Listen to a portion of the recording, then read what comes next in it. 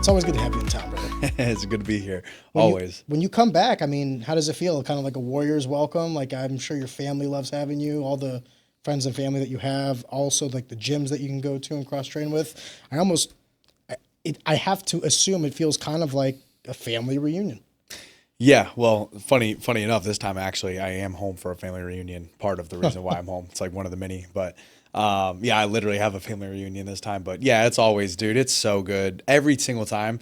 Because there'll be long periods of time where I'm away because like I try to wait usually until I fight. After I fight, it's like perfect time to come home, right? Just got paid, probably a little beat up. I need a little bit of recovery time, earn some rest, whatever. So I will come home and get to spend some time with the family, kind of decompress, whatever, recover, and really get to spend time going and seeing everybody. But unfortunately, I've been fighting so infrequently that there's times where I'm gone a year, so. I was going to ask that because you originally moved to Las Vegas for the training to be closer to the PI, get all the benefits of that.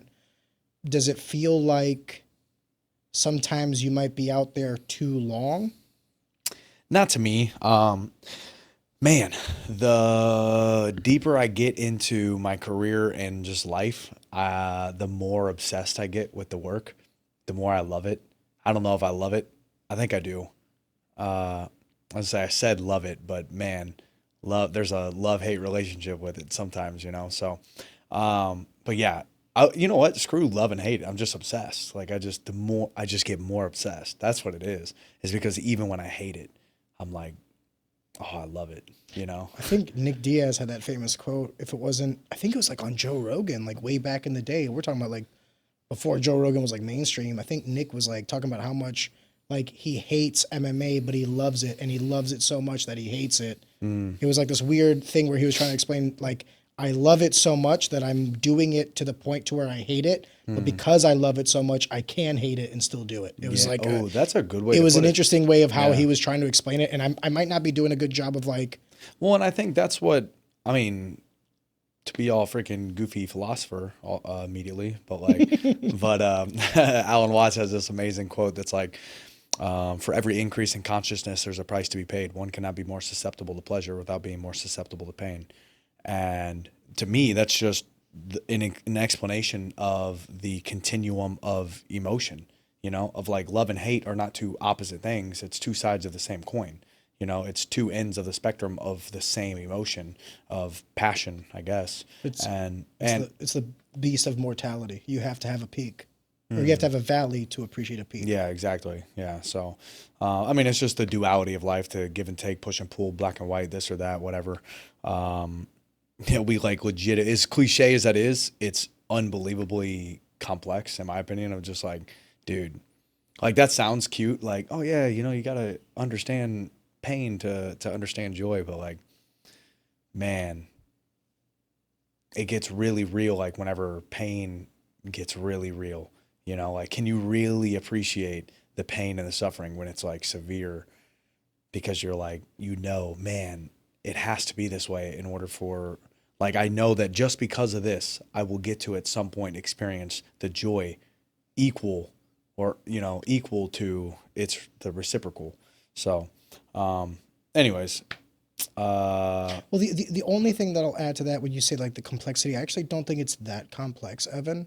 I think intrinsically it makes an immense amount of logical sense as we get older because our experiences, various experiences throughout life, like the older you get, if the higher propensity you'll have for true love, which also might come with it the higher propensity for crushing heartbreak, right? And when you say like things like pain, being able to feel good, simultaneously with bad, kind of gives you that contrast. But the problem is like severity too. So like you could be experiencing what on the grand scheme of metrics is like a 2 level of pain.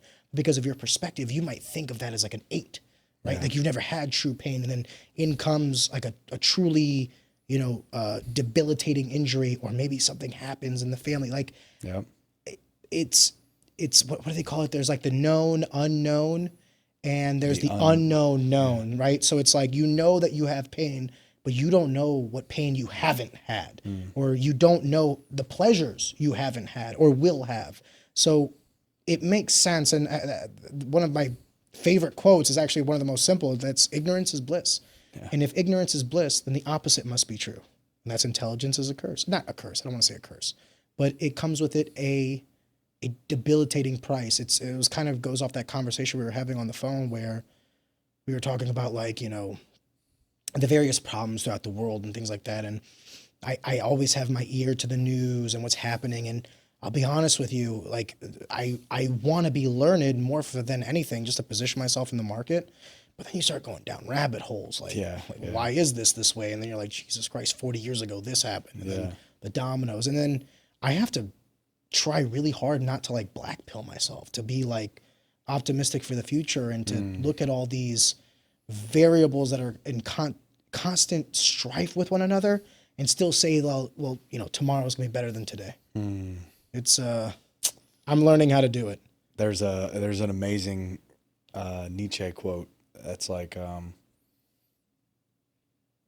for those who are I forget what it is, but it's like, for those who are battling demons or those who are fighting monsters, make sure not to become one, a demon, or something like that, you know. But it's basically just saying that, like, for me, I've experienced this a lot in the sense of like, I used these monsters. I was trying to, you know, strengthen myself and have a battle to fight and overcome, to be stronger or whatever. And you have to fuel yourself to be able to overcome these big adversities and stuff like that. And a lot of times the same like, I guess, dark energy that you use to kind of like motivate yourself and fuel yourself to like to beat these dragons, these metaphorical dragons, these obstacles and adversities that you're going to overcome and challenges you're going to complete, whatever. It's really easy to lose yourself in that and become that the same thing that you might have like originally set out to oppose, like to fight against, you know, to like, I mean, just to get super personal with my own experiences, just like, man, I've felt myself a lot lately. You know, I've always, ever since I started everything in my life, I was always like, I'm sure I had plenty of selfish ambition and materialistic wants and stuff like that. But I've always had this like a deep want to just take care of my family and to bring joy to the world, you know, to make the world a better place and, you know, to leave it better than I found it and leave behind a legacy and inspire everybody else to be the best that they can. And dude, just kind of similar to what you were just saying about like kind of diving deep into the politics of life and starting to realize like just the harsh reality of life, you know, it's all it is just all the variables that I'm not in control of that will affect me is maddening. And then sometimes but that type of stuff, that same thing might cause you to set out to be like, oh, I had it in my freaking, my declaration of independence for myself that I would never go against these rules because this is what it means to hold yourself upright and to walk with character, to do business right. And then you see how, you know, dark and twisted the world can treat things, you know, and it's like, well, man, maybe I'm just going to get run over in business if I decide that. Look at all these other people playing by these horrific rules, you know, and it's really easy to be like, yeah, to lose yourself one little bitty step at a time, you know. But at the same time, you ever seen lighten the mood a little bit? You ever seen that that meme? It's like a picture of a butterfly and a caterpillar having coffee or tea or something, and the caterpillar's like, "You've changed," and the butterfly's like, "Yeah, we're supposed to." Like that's the whole point, you know. So I also question that of like, I think more than anything, another long quote. T.S. Eliot said, "We shall not cease from exploration, and at the end of all of our exploring will be to arrive back at the place where we first began, but to know the place for the first time." And I think that's what happens a lot of times, like in life. Like we go on these, like we start here, we have this goal, this ambition or whatever, and we go on this adventure. We're learning, we're growing, we're out in the world, we're testing everything, we're getting beat up and beat down. Our opinions change, we're mad, we're frustrated, and then we have like a revelation, and it's like, oh, I'm right back to where I was, you know. No, I am still doing this because I love everybody and I want to take care of everybody and protect and provide for my family and to be a role model for kids that, you know, you can do things the right way and still make it far. But you have a completely different changed perspective. Or you don't. What do you mean? Or it doesn't turn into a circle and people do change. Yeah, I've seen that happen a lot too. Go like one of these. Yeah, exactly. And you arrive to a completely different destination and you do forget where you came from. I mean, we know people that have in the ambition of success, it's always good to remind yourself why you wanted to become successful, whether that is to take care of your family. Maybe for you, success is like, you're taking on success. So like you and I don't really come from a whole lot of wealth or anything, but like imagine if you were born into a family of affluence. Now you have to be successful as like a precursor because you just want to be able to carry on a legacy, right? Maybe you're just trying to take a 1 and keep it a 1 or turn a 1 into a 2. I said this to one of my friends who's a little younger than me. I was like, I have it easy because like I was given 0. So like if by the end of my life I can return that to my daughter as a 1, that was a net positive. What's harder is for these people that have to turn a 1 into a 2 because that 1 could also become a 0, right? Like you could also recede, you could also do worse, you could also be worse, be lesser than the people, before you, and I agree with the sentiment that you have, and I agree with the mentality you're trying to bring forth. But the one variable I will bring to you is like, in all of this, is like just be careful not to assume that other people think like you, that are driven like you in terms of like what drives them to want to be great. Yeah. Sometimes it is selfish. Yeah. And by the way, that's neither right nor wrong. Like I'm not passing judgment on anyone. I'm no moral police. You know what I mean? I'm human just like the rest of us. But I'm just saying that like if there's one lesson I've learned, especially in the last like 3 to 4 years, it's that we're all in this rat race and we're all trying to chase something. We're all going to go about it a little differently. And I don't believe we're all going to go to the same destination. I don't.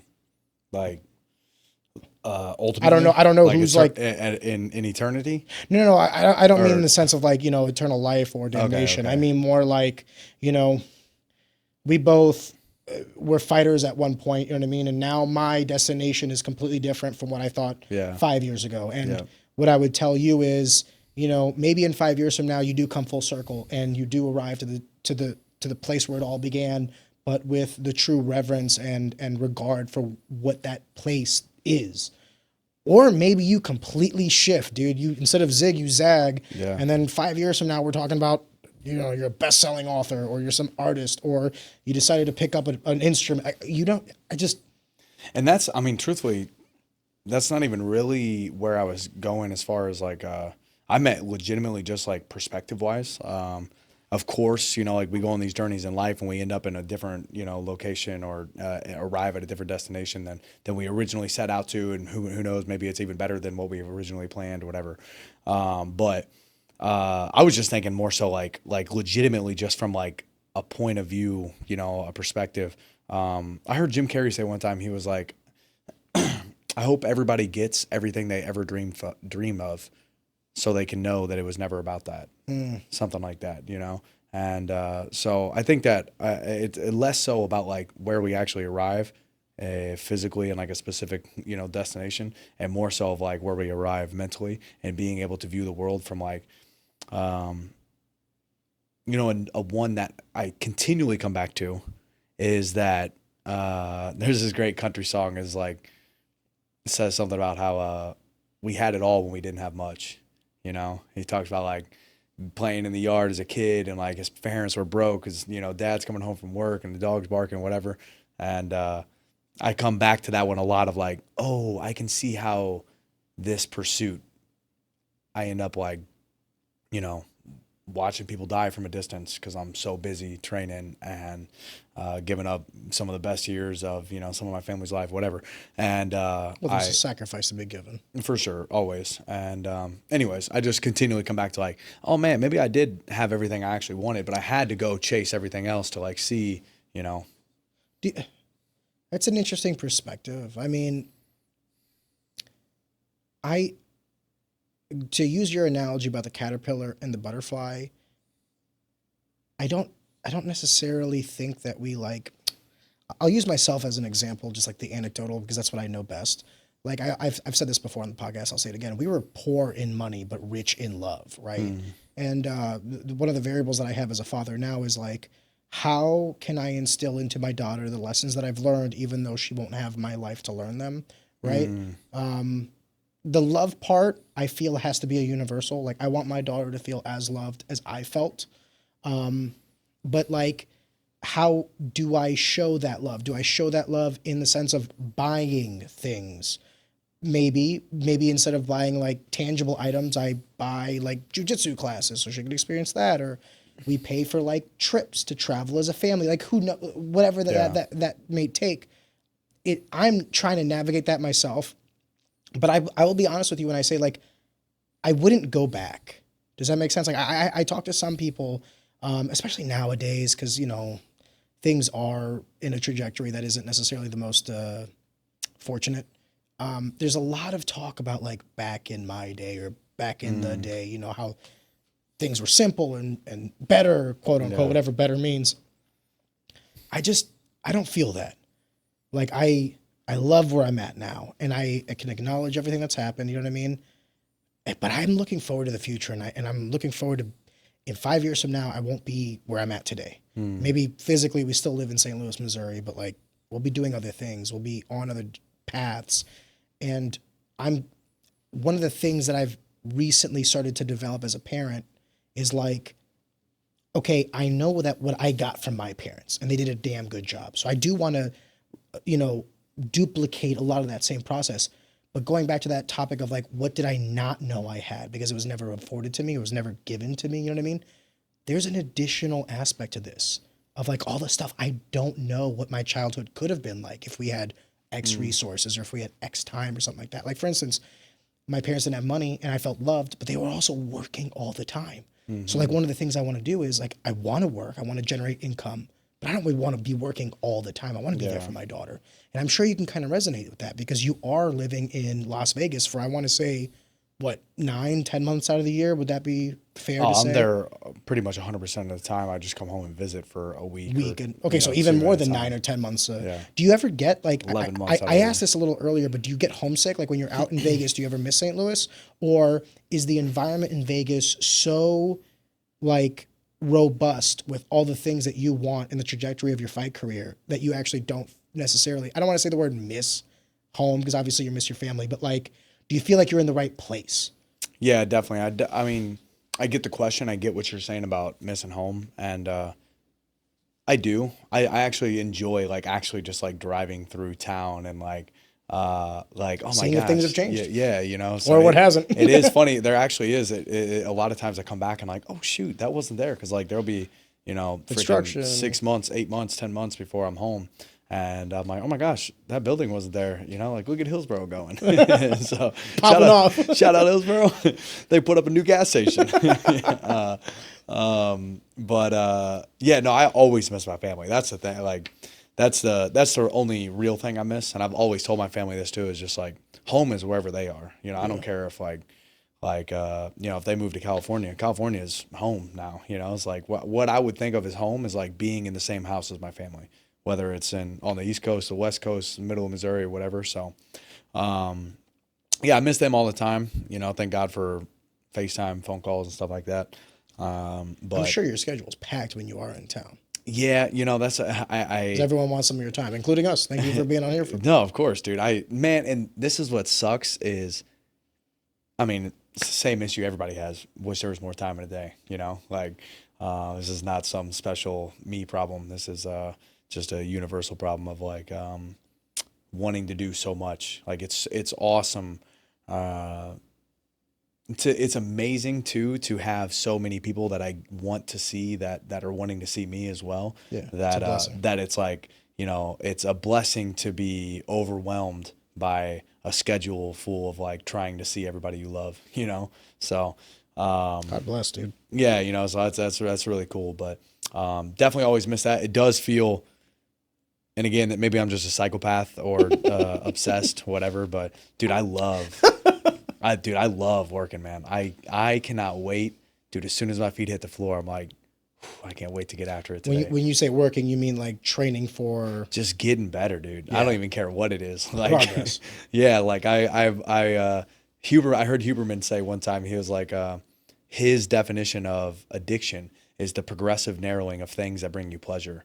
And so essentially, the more addicted you get to one thing, the less pleasure you derive from anything else. And unfortunately, I think that I have like addicted myself to progress of like, dude, I just always want to be doing something to get better. And And it's a great thing. It sounds like a very healthy, unhealthy obsession. Yeah, it is. It is healthy and unhealthy. You know, of like, I'm also just not satisfied whatsoever where I'm at. You know, like, I just am like, I kind of feel like I'm like tortured by this idea of like, I've seen who I can be in my head and like all I can get done, and I know I can do it. Success is easy. It just takes everything you've got. Dude, it is. I mean, but like that's what it is. It's like, man, I have this image in my head of like, dude, I know I can do all this stuff, and if I can do all this stuff, so many people are gonna get to eat off of it. And your time in Vegas has also kind of expanded your network. I've seen you work now with some world-class people like Joe Schilling. Can you talk briefly or at length about what expanding your relationships has been like and what value that's brought to you as an individual and also in your fight career? Dude, I mean, Joe Schilling's a great example of like,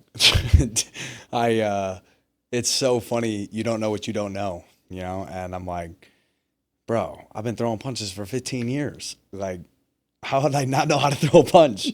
But it's just, I mean, that's like, you're getting world championship level details. You're like, oh, I never even had the understanding to be able to look at it through this perspective, you know? Remind me of that quote that you had last time where you're like, Floyd Mayweather throws a jab, I throw a jab. They're not the same jabs. It's not the same, the same dog. punch, but is it it though? Not the same, dog. Yeah. But exactly. It's like, bro, how scary is it too to think that like we know how to do anything? To me, it's terrifying. Of like, I know so many people. I was helping somebody a while back, and we were just training, and younger guy, he's not even a pro yet, but I was like, you know, giving him tips on the jab. Like, we were just throwing a jab. Like, that was it. Like, just throwing a jab. And he got frustrated. He's like, bro, I know how to throw a jab. Like, come on, let's go. And I was like, oh, that's not good. Yeah. Evan, I already know it all. Can you teach me the things I don't know? Yeah, but great dude, by the way. Like, I'm we're not mocking him as an individual. On this dude. He's legit. He's really he needs good. to work on his jab.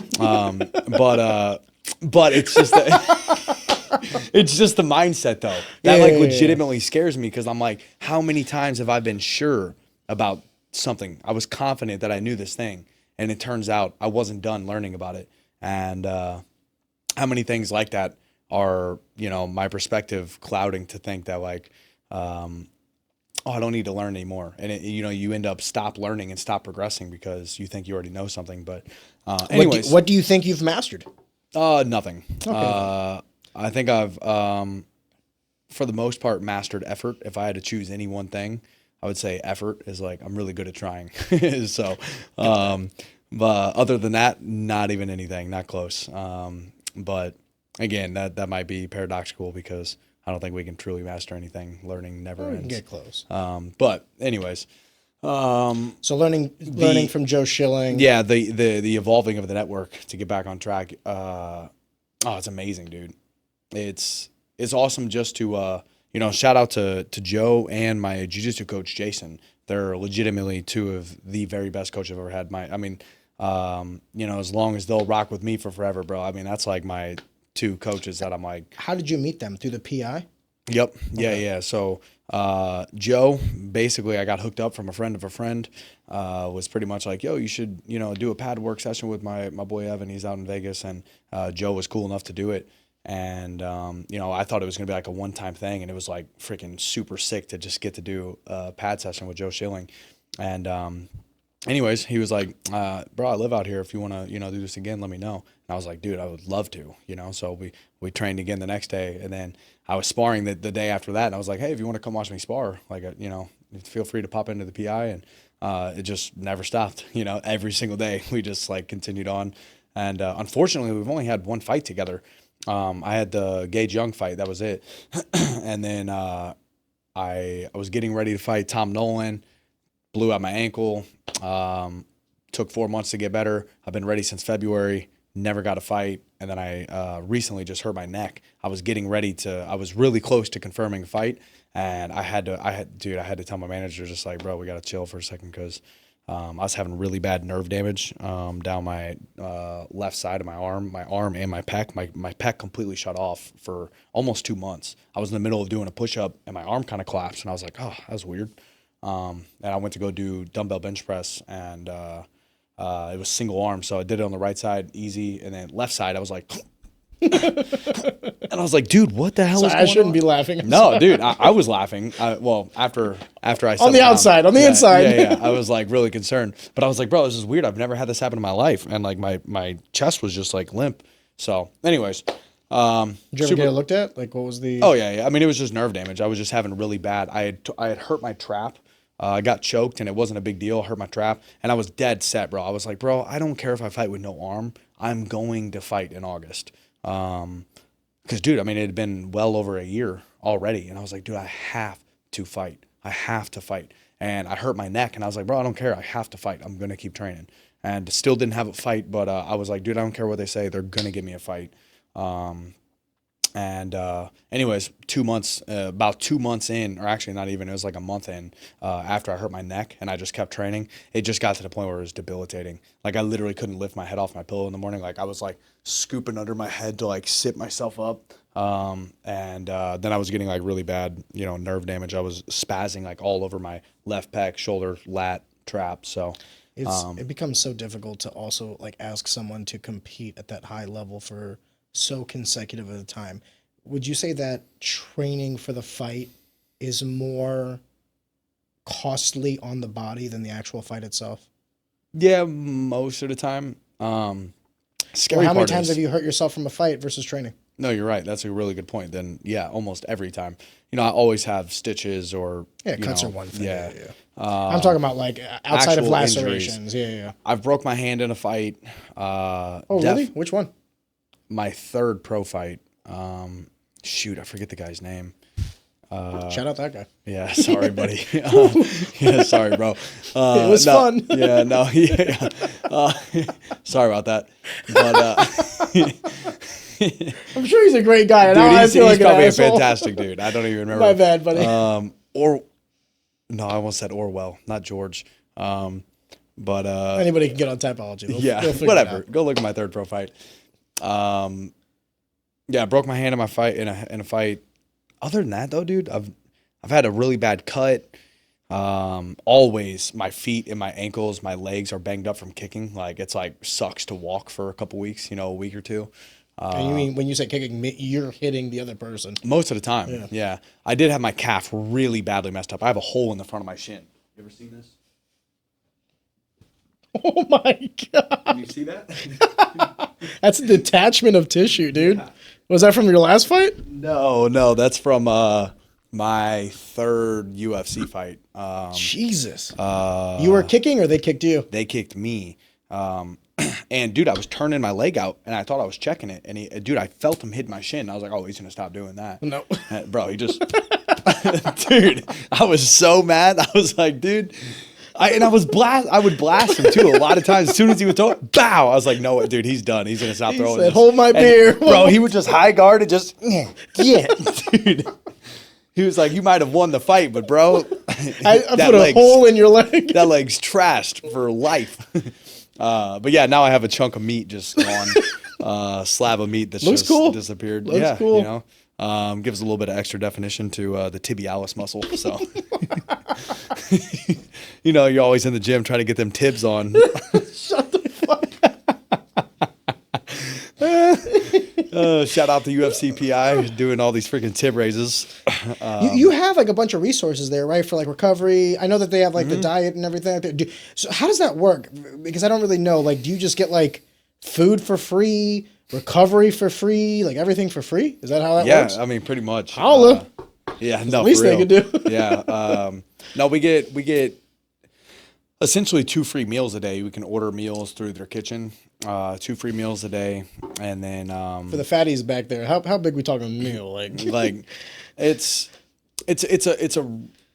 a weight cut portion. Gotcha. But it's plenty. It's a plenty big enough for a meal. That's the nice thing. Whenever you start dieting well, you realize you don't have to starve yourself. Yeah. It's like, dude, you eat plenty. Like, Yeah. I'm eating 3,000 calories when I'm dieting. How many people are in Vegas doing what you're doing, essentially staying out there for the PI and for the training out there? Quite a few. It's getting pretty common because it's such a good amenity to have. Like, between the PT, you can get free physical therapy with the UFC PTs, which are freaking amazing. Dude, the whole place is so dope. Every single person that works at the UFC PI is like, it's unbelievable. Like, they're like legitimately just the dopest people, so committed to helping you. Like, it's so crazy to have a facility of people that are like, hey, what can we do to help you get better? Like, in any area of this, you know? It's really cool. So, Let me ask you this, though. Having a resource like that, Evan, do you feel like you, forgive me for asking it this way, but this is the only way I know how. Do you feel like you can leave Vegas now if you ever wanted to? Like, could you go train somewhere else and then kind of lose all of this value from this one spot?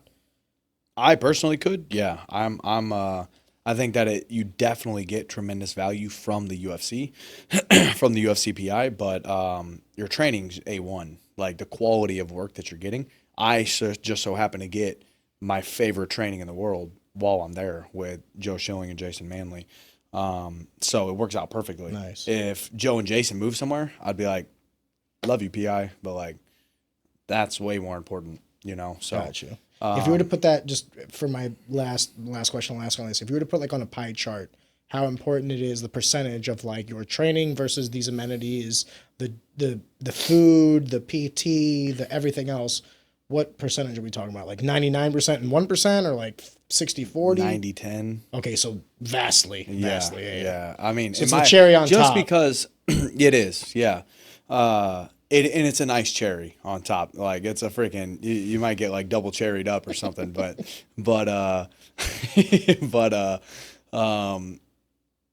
yeah, it's super, super nice. But at the end of the day, like, the quality of your technical training, like the details. I heard somebody say one time, when you understand how important a detail is, none of them are little, because you're like, oh, it's such a little detail. You know, it's like, oh, that's an important little detail or whatever. And it's like, bro, every bit of all of it is about details. None of them are little. Like, that's the literal distinction between how good you are or are not. It's like, how many details do you have about it? So anyways, it just takes a lifetime of trying to accumulate and organize, systematize all these details that you get. And people that have been there and done that themselves, bro, invaluable, you know, to like be able to just like, instead of having to trial and error and work through stuff on my own, stand in front of the bag and like play with this or that and you know, trial and error, fail a ton of times just to be like, oh, that's why that works. You know, if you can just have somebody be like, no, here's the answers to the test. Like, check these out. Like, it's like, all you got to do is study these. You know, it's like, bro, so important. Got a bunch of college kids, they're about to cheat on their next exam using Chat GPT. They're like, just give me the answer. Yeah, for real.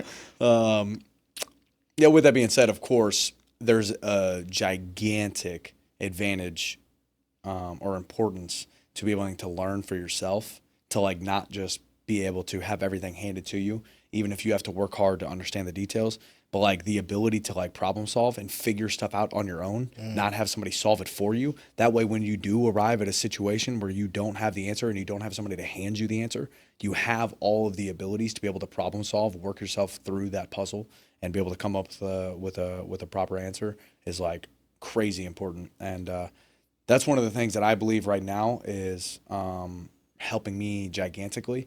Is one of my greatest advantages was starting at a disadvantage. Is like, I remember my first day of wrestling. I walked in onto the mats, 7th grade, trash, bro. I was so bad. I was just getting smoked by everybody. And I remember so calmly thinking like, wow, I'm really bad at this. Yeah, like, it wasn't an issue. Woo! It wasn't like not the outcome I thought I was going to get. Dude, no, it wasn't like, oh my God, no. It was just like, wow, I'm really bad at this. I'm gonna have to work way harder than everybody else.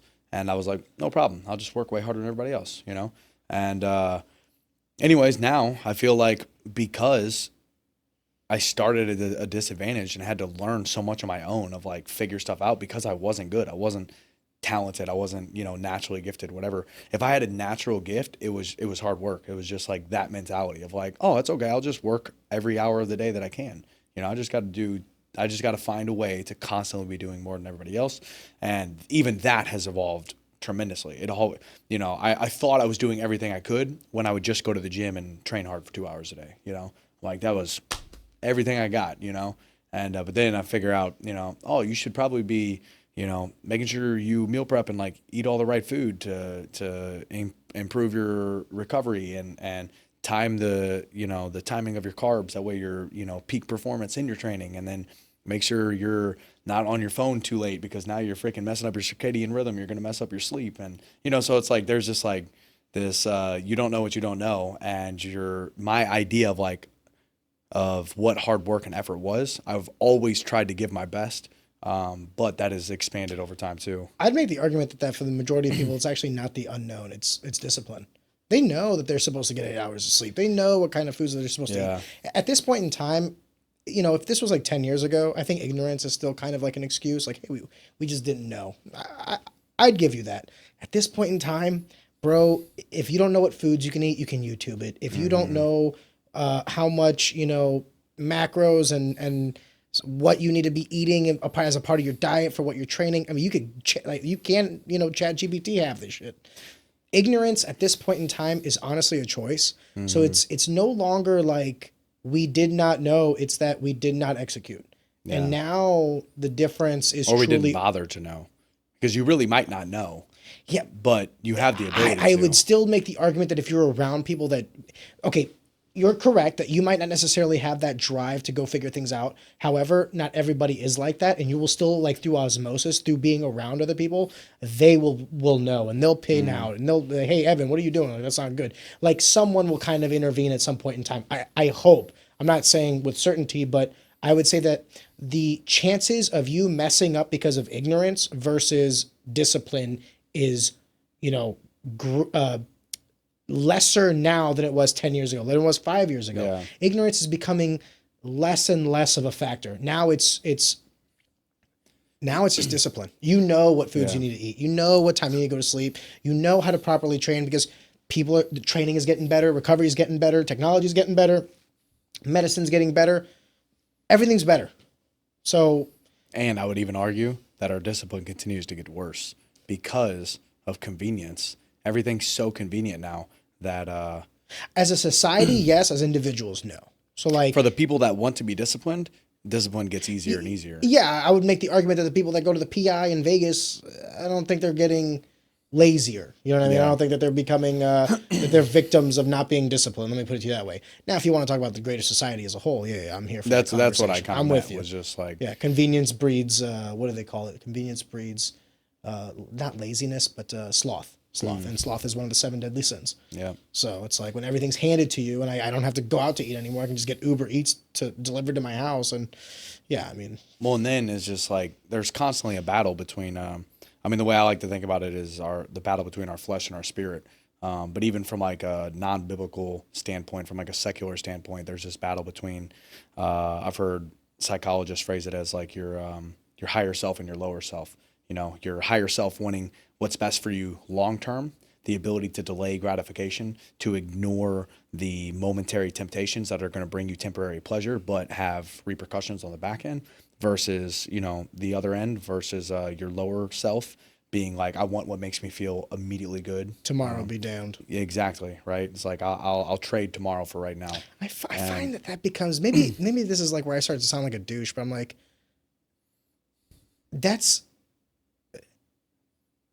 I don't resonate with that at all. Really? That is like, that's probably the deepest framework that I resonate with. No, what I mean by that is like, it's never been, I think it's true. Like, I think these are aspects of people, but to me, it always made no sense when people chose short-term gratification. I always felt that it was a stupid choice. Yeah. Oh, congratulations, idiot. Now you're going to struggle tomorrow.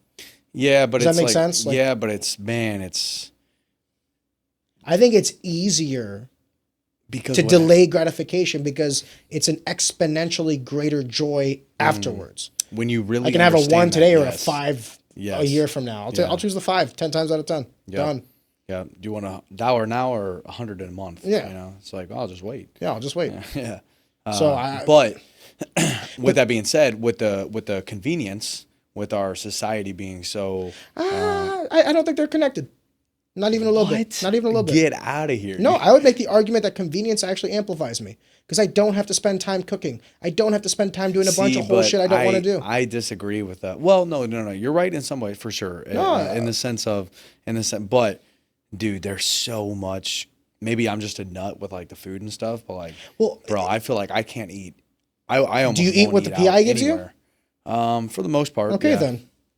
I'm not saying that I'm eating like McDonald's. out Taco Bell. Yeah, or yeah. I mean, Well, I do love me some Taco Bell. Shout out Taco Bell. I guess that's what I'm constantly thinking of with like convenience food. But it's not. Okay. So this is where I need to take a step back and fully acknowledge that like my anecdotal experience is not similar to like everybody else. But I will say that the people that are around me now, convenience is an avenue to increase productivity and efficiency. To where you were talking about like this healthy, unhealthy obsession you have with progress. I know a lot of people like that from a lot of different walks of life, but towards like the same goal. You know what I mean? And I mean, like, what's your hourly rate, right? This is the example I always use. So like, I know what I make in an hour, right? Now, will I spend an hour cooking my own meals or mowing my own lawn or any of these things? No, my time is better served doing my thing, and I'll outsource that other stuff. Yeah. Let's say you make $100 an hour and you can charge someone $40 to mow your lawn and it takes an hour. Well, I just made $60 not mowing my lawn. That's the way I look at it. Yeah. Or making my meals or doing all these other things. Now, I'm not trying to compromise on quality, but no, by all means, like the abundance of the American lifestyle has afforded me luxuries in being able to really fixate on the skill set that I have that exemplifies my earning capabilities. And, I'm not saying that it's not good that I can't make a chicken tikka masala, but I do like that I can order it and have it delivered at my house in like 30 minutes while I'm working. Yeah. I would just say, what did I tell you before the podcast? You don't have to answer, forgive me. But like we were eating and I was just like, I forgot to eat today. I was so busy working and I had so much shit going on that I forgot to eat.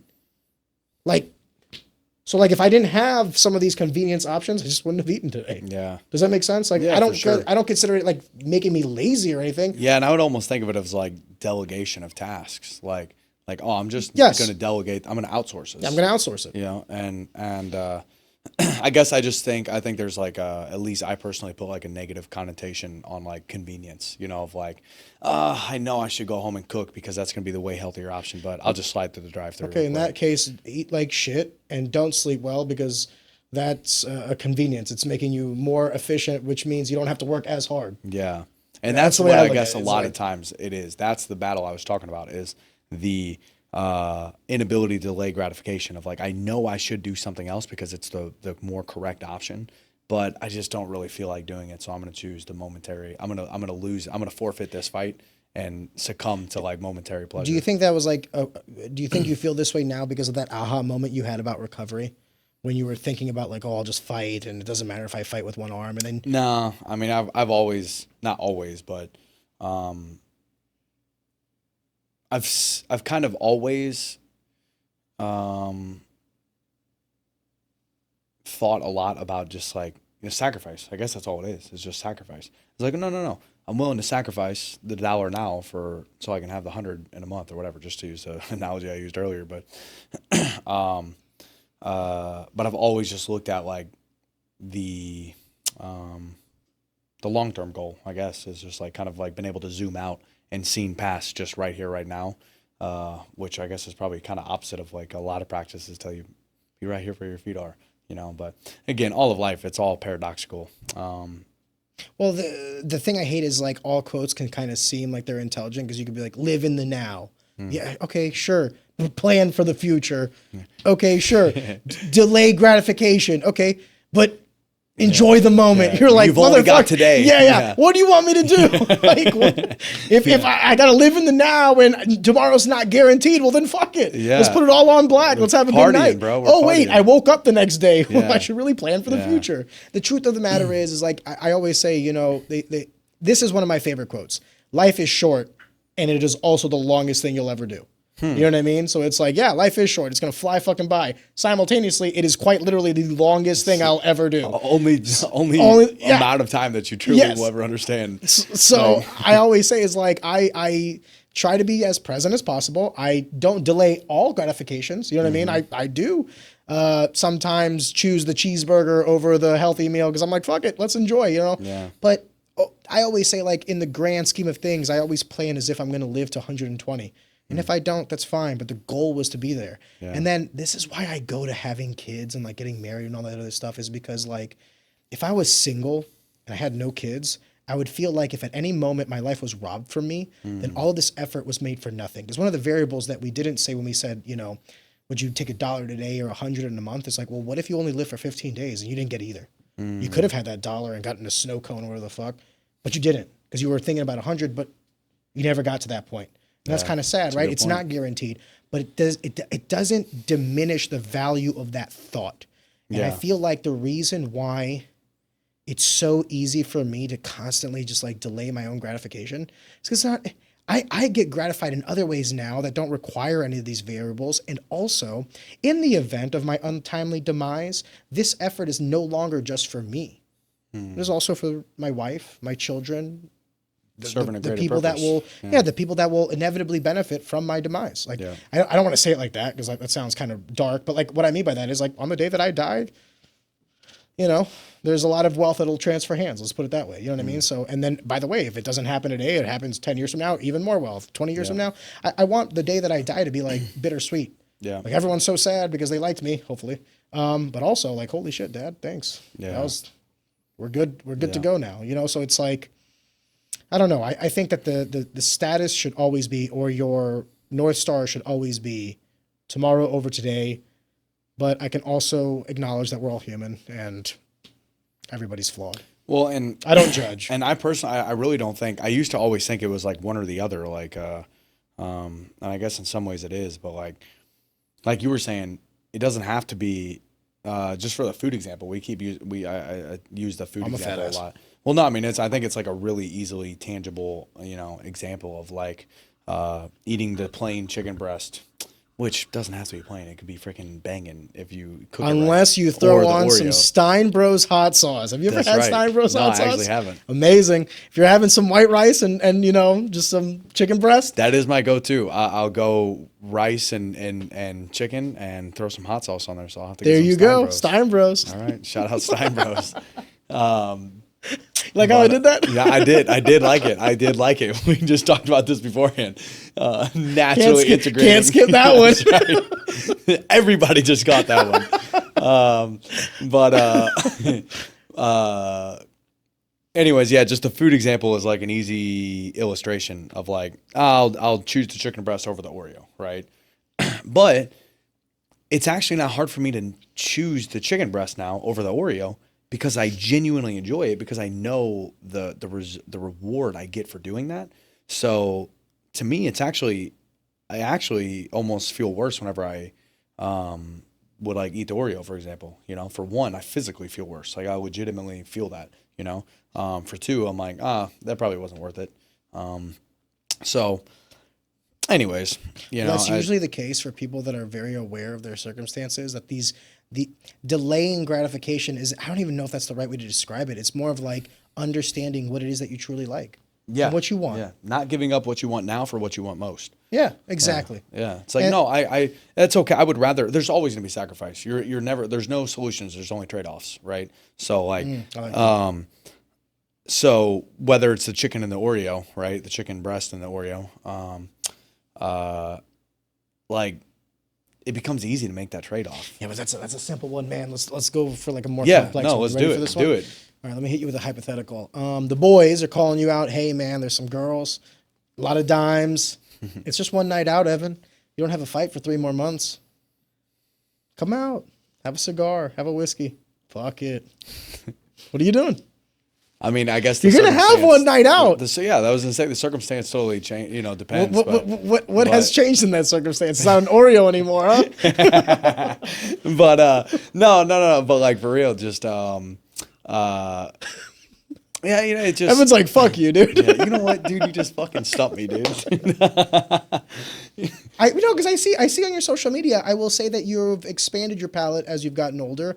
I know that you've also expanded your network, so you're experiencing like different avenues of You life. know what? Maybe this is a good example, is because I do like smoking a cigar. I will have a drink every once in a while now. Both of those things are like something I would almost, like when I was younger, like vehemently be against, you know, of like, bro, never. Like, it's not worth it. Like, dude, I would, it's going to take me away from my goals, right? That's just the only way I think about it. But now I do. I'm like, actually, especially because I would start to drive myself so insane with like being so restricted, that I see that there's actual benefit in like truly having some time to like actually enjoy yourself, not think about anything productive. And like there's like genuine reward to that. I really believe. I think Einstein said something about how, you know, one of the best things you can do if you can't solve a problem is to walk away from it, whatever, get some rest. But to like have your mind completely separated. Well, do you recall what we were having, like we started this podcast with, was like the discussion of like ranges and how having a range is what allows you to understand where you're at. So like, how do you know you're at a peak if you never experienced a valley? If every day of your life is eating clean and training hard and all these other things, it's not as if that's a bad thing, but then the problem starts to become like, to what end? You start to burn out. For what purpose? This is now the norm. Training hard is no longer training hard because you've hit equilibrium with this. So I don't want to say that these moments of reprieve are necessary, like hurdles on purpose, but they are. It is good to remind yourself that like, hey, I am fucking working hard. Your night out is someone else's Monday through Friday. Yeah. And to you, what's the hardest thing in life? Consistency. And what do we have to practice in all aspects of life? Balance. So I'm not saying don't have a cigar, don't have a drink out with the boys, especially when there's dimes. But what I am saying is if you do that every weekend, now there's no balance. Yeah. If you do that one weekend, no harm, no foul. But again, I mean, truthfully, I genuinely enjoy smoking a cigar, especially a good Triumph cigar. Triumph cigar, I've never heard of those. Triumph cigars. Where can one purchase a Triumph cigar? TriumphCigars.com. Go check out the Phenom cigar. I have my own cigar. You have your own cigar? Yeah, through Triumph Cigars. Did you grow the plant? What's that? Did you grow the plant? No, I did not. I did not grow any plants. All Dominican grown. I didn't touch it, but great company. Love the owner. It's a bunch of UFC fighters involved. There's like 10 of us. Oh, no shit. And yeah, it's really cool. It's actually a really sick company. The owner. Was he a former fighter? No, huge fight fan. He's like Gotcha. really educated fight fan. Okay. But anyways, he was basically had a very successful security company. He sold off, and now he's starting this business as like the business he really wants to do. God bless. No, he's awesome. He essentially the goal is he's such a memorabilia fan. Like he has so many like autographed pictures and shirts and like gloves, all these, like it's crazy. He has like a ton, but he wanted to do something like that with cigars. He loves smoking cigars, and he was like, how cool would it be to have, you know, a bunch of UFC fighters that have their own cigar, and then their fans can order their cigar, smoke it with them after, you know, celebrating a fight, whatever, you know. But they also he also wants to do signed sports memorabilia. You have a chance of winning like an exclusive, you know, signed, autograph of an Aljamain Sterling picture, or a cigar box, you know, humidor or whatever. And it's actually a really cool idea. We, you know, we go out together and do, some like cutting lights, you know, at the cigar lounge, and hang out at the cigar lounges and stuff like that. But yeah, actually, anyway, so to get back Only on in top, Vegas. I do really enjoy smoking a cigar, and you know, I've even gotten as crazy with like caffeine, you know, affecting my sleep. Same thing with the nicotine. That's part of the trade-off for smoking a cigar, as I do feel like if I smoke it too late in the day, I feel like it affects my sleep, especially because I track my sleep every single night. So That's funny that you say that, because I have the opposite. Whenever I smoke a cigar, like I'm fucking crashed out afterwards. well, see, I think, I mean, a lot of people will say that too with like even like coffee or whatever, like a Same. certain You're not wrong. I can have an espresso and immediately go to bed. So maybe there's like and a, to me, in my me an opinion, it's just from the frequency you're used to it, maybe. Eastern European roots. It's in my blood. Yeah. So, anyways, you know, I love going out, having a beer with the guys, whatever, hanging out, smoking a cigar, like genuinely have a great time, you know. But I do feel the effects of it physically, like the next day. I can't train as hard. You know, my sleep scores lower, so is my HRV, stuff like that. And it's not, I'm not feeling that just because I'm reading it on my Garmin watch or whatever, but like genuinely I can notice a difference. And it makes sense to me. I'm like, well, that's the trade-off. You know, it's like you get to have a good time in the moment and with a little bit of a consequence. Yeah. And so you just find out which ones you're okay with making, you know. But the problem is, if your goals, like if you truly want to be like the very best you can, it takes every single ounce of sacrifice that you can conjure up, and that's the price to be paid. You know, a lot of people like to use the term of balance for an excuse, you know, to justify having a moment of fun, whatever. And yeah, I just think a lot of times, dude, when it comes to like being great, trying to like truly be the best you can, there is no balance. Like, honestly, there's at least long periods of time where the balance is in a huge disproportion skewed towards delaying gratification. No, I agree 100% with you. But I think to be the best of the world at anything, you have to be crazy. I mean, it's crazy in a good way. I don't mean that in a rude way, but like crazy. No, it is crazy. It's completely crazy. I mean, I would imagine like almost anything outside of normal is kind of crazy, you know, of like you would be thinking far different than most people, you know, and that's almost have you met most people? Probably not. I guess I haven't met most people. You're already in an echelon of difference in terms of like the average individual. It's something that I've had to. I'm not an antisocial guy at all. And my daughter started preschool, so we go to these like freaking family functions now. I'm that dad, you know what I mean? And I'm realizing like I'm going to these events and I have nothing in common with these people. Mm. Like they're talking about, I want to be careful what I say because one of them might watch this, but like they're just talking about dumb, stupid shit. And I just to back you on that real quick. It doesn't make you morally a lesser than person. Yeah, it doesn't. Just because I'm out here trying to be the best at something doesn't mean I'm better than anybody. Well, hey, when it comes to competing in that realm, I am better than you. But when it comes to like the morality of like being a human being, it doesn't really make you any better. Yeah, you're absolutely correct. Let me expand on that. Actually, it's. Do you ever feel like because of the path you've chosen, I didn't realize this, but like I'm kind of fucked up, like compared to like the average person, in the sense of like what ways? Like what overwhelms them or what they're stressed about. Like they're trying to have a conversation with me about like work or whatever. And I'm like, yeah, you're desensitized. I'm like, bro, that sounds like such a non stressful day. And I was you like, know what? You ever gone to work for 9 hours and then gone train for 3 hours and get fucked up and then have to go like that's a stressful day. You know what I mean? And let me backtrack because I don't want to be too soft about this because truthfully, I think even morality is like, I guess maybe one of the ways I would put it is like, actually I heard Tony Robbins say this one time. He was talking about how like, he was saying how as a human being with a soul on a spiritual level, we're all the same. Like there's no difference, right? That's why, you know, Jesus' whole message is treating each other the same. You know, every single one of us has a piece of God in us. And to find that peace, you know, to find that peace when you talk to somebody and to see the good in everybody. But at the same time, when it comes to the raw competitive nature of the world, we're not the same at all. Like every single one of us are different. And what if I were to tell you the majority of people aren't even competitive? That's what it is. That's what it is. You just hit the nail. That's what it is. That's why that's why I don't feel like I belong in that group because like, this is going to sound so douchey, but like none of the conversations fucking matter. It's just like they're bantering and small talk. And I'm like, okay, like I don't know, man. Like,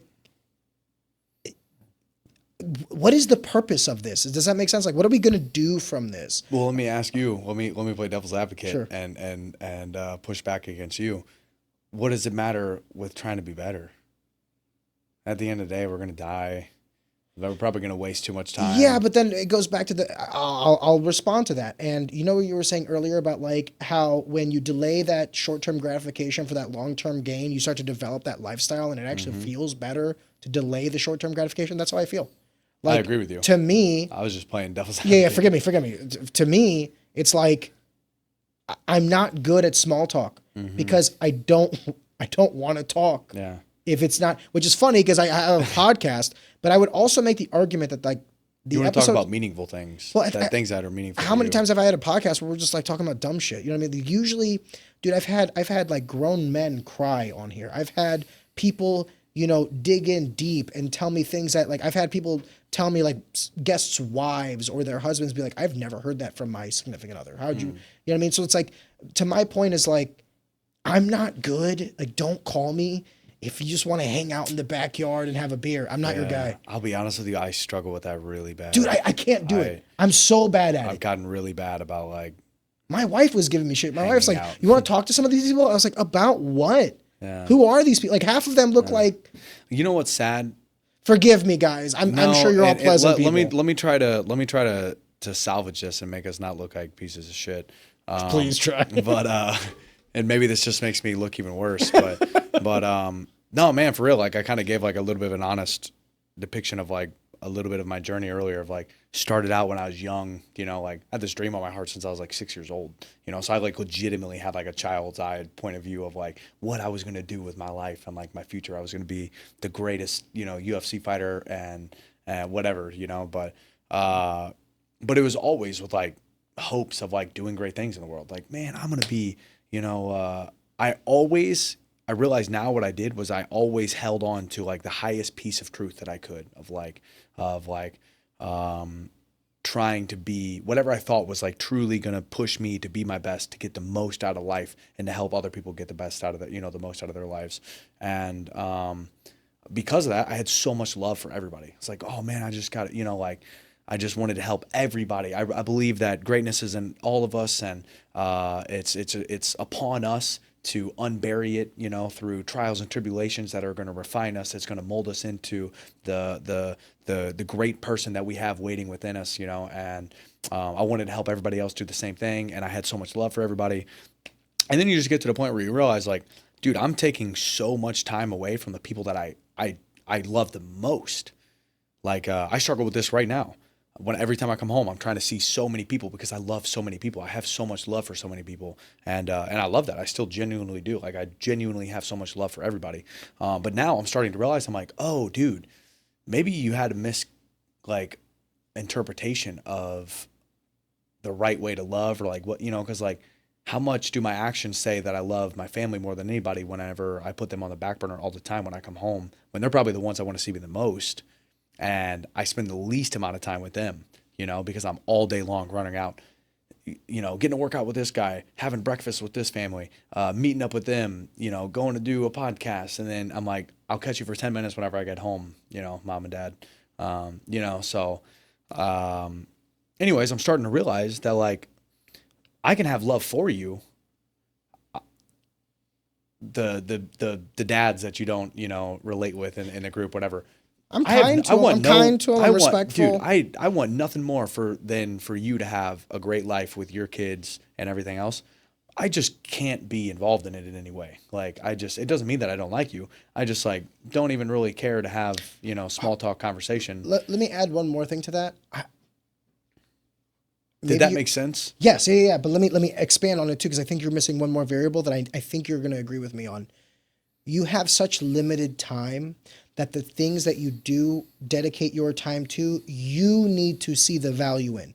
It does not matter what anybody else says is valuable to you, right? It's like you have to find that intrinsic value. And here's the thing, like the reason why the real reason why I don't, quote unquote, you know, expand in these groups is like, I would much rather spend my time, this is gonna sound dark, but like working, making money, working and expanding my network, doing this podcast, which I would say is expanding my network, or spending time with my family. And I think like my wife and my daughter. All of those things, I would imagine you have equated in your mind to giving back to other people. Like that's the stuff that's going to make you better, to make you be able to give back to the people that you truly love the most. And it's not that, hey, it's not that I hate these people that I can't talk to. It's like, bro, I just can't. I hate nobody on this so planet. busy. I know my priorities. Yeah, you're absolutely right. It's not as if, that's why I was trying to be careful of how I said it. Like, because it's not as if I'm saying I don't have anything in common with you guys and that is somehow wrong on your end. It's like a deficiency on my end. Like, No, I will. That's a good way to put it, because it is a deficiency. Yeah, on my I fully end. acknowledge that it is a skill set I don't have. I can't banter bullshit. I can't. I can't. I need to feel, what are we doing here? Where's the value in this conversation? Am I going to learn something from this? Am I going to expand myself from this? Am I? And it going doesn't mean to, you can't cut up and crack up and laugh, because like we'll do that all the time whenever we're yeah, talking. but it's different because, and this is the variable. We have history. You've hit me in the face. I've hit you in the face. Like I didn't meet you at some backyard at some like function. You know what I mean? It's like we're making introductions, and I think that's what it is more than anything. I'm just really not interested in new friends. It's an oxymoronic statement, or it's actually a hypocritical statement to say like you want to expand your network, but then you don't want to create small talk. The difference is, going to a business meeting or having a lunch with a potential client or extending yourself to someone within an industry is like a means to an end, and like you have a goal in sight, versus like just showing up at some function and be like, hey guys, what's going on? You know what I mean? You know what might be a good distinction too, is what I was just thinking of, is like, if I'm like going to my kid's baseball game or something, right? That's different. I'm not going to like sit in the lawn chair and just like not talk to anybody and just, I'm like, bro, we're all hanging, dude, I'm going to sit and chill with with the other dads, cheer on the other kids. Like, doesn't mean you have to be a douchebag, while you're around people that maybe you don't resonate deeply with, or think you're going to spend the rest of your time, the rest of the time of your life with. But, I just also don't think that it's, I'm probably just might not be the guy that's going to be like, let's hang out this weekend. Yes. Yeah. That's what I'm trying to say. They do stuff. They're like, hey, we're going to play pickleball. We have this pickleball league. And I'm like, that sounds great, guys. Like, I promise I'll never go to that. Yeah. Like, Hey, for real, I hope you guys win. Though, I just had a pickleball tournament with my Did church. you? I just played for the first time ever. That shit is fun, bro. I'm about to be pickleballing it up. So maybe it's me, man. Maybe it's me. Maybe I need to do pickleball. But again, it's always it's like who you're with. It's like, because I connect deeply with the people at my church, and I feel like faith is different though, because you get value out of that. I truly believe that. For sure. Like when I go to church, that's a different story. Yeah. Maybe I'm not doing a good job of like articulating this. It's just like, no, I get what you're saying. I think I get what you're saying. You're just like, you're showing up because of like similar. Yeah. Well, I mean, overall, your faith is like incredibly important and beneficial. It's super beneficial. If they started talking about their faith, I'm in for that conversation. Yeah. Does that make sense? It's just stuff that is meaningful to you. Yeah. That's what I'm trying to say. If it's like, man, are we just killing time? Yes. Because if we're just killing time, that's what they're doing. It is. That absolutely disturbs me. Here's a bush light. We're just gonna hang out. Yeah. And be like, man, Tom, nice car. Like, Tom, I don't care about your car, Tom. I really don't. Especially if it's like to like kind of bullshit and like hate on life.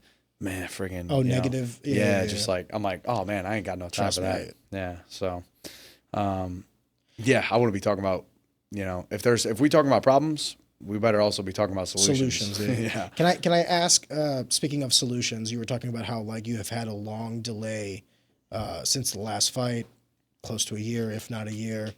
More. Yeah. Do you feel like there's going to be a solution? For sure. How's that going? I'm about to fight soon. Hopefully, I don't have anything confirmed. Like I was saying, I'm just coming off that neck injury. Are we good today? Dude. Healthy? Bro.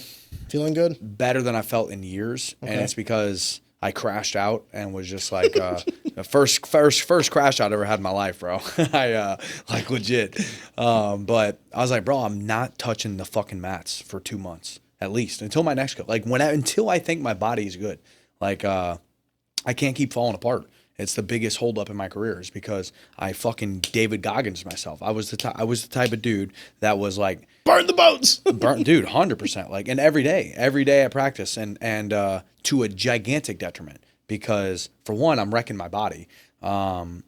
It's great. You know what I figured out though is all of that stuff, burning the boats, that David Goggins mentality is primarily only good for this muscle, which is the most important muscle is your brain and your mind, right? Some would say it's an organ, but I'm with you. It's I'm picking up what you're putting down. It's you know what? Evan said, that's my biggest muscle.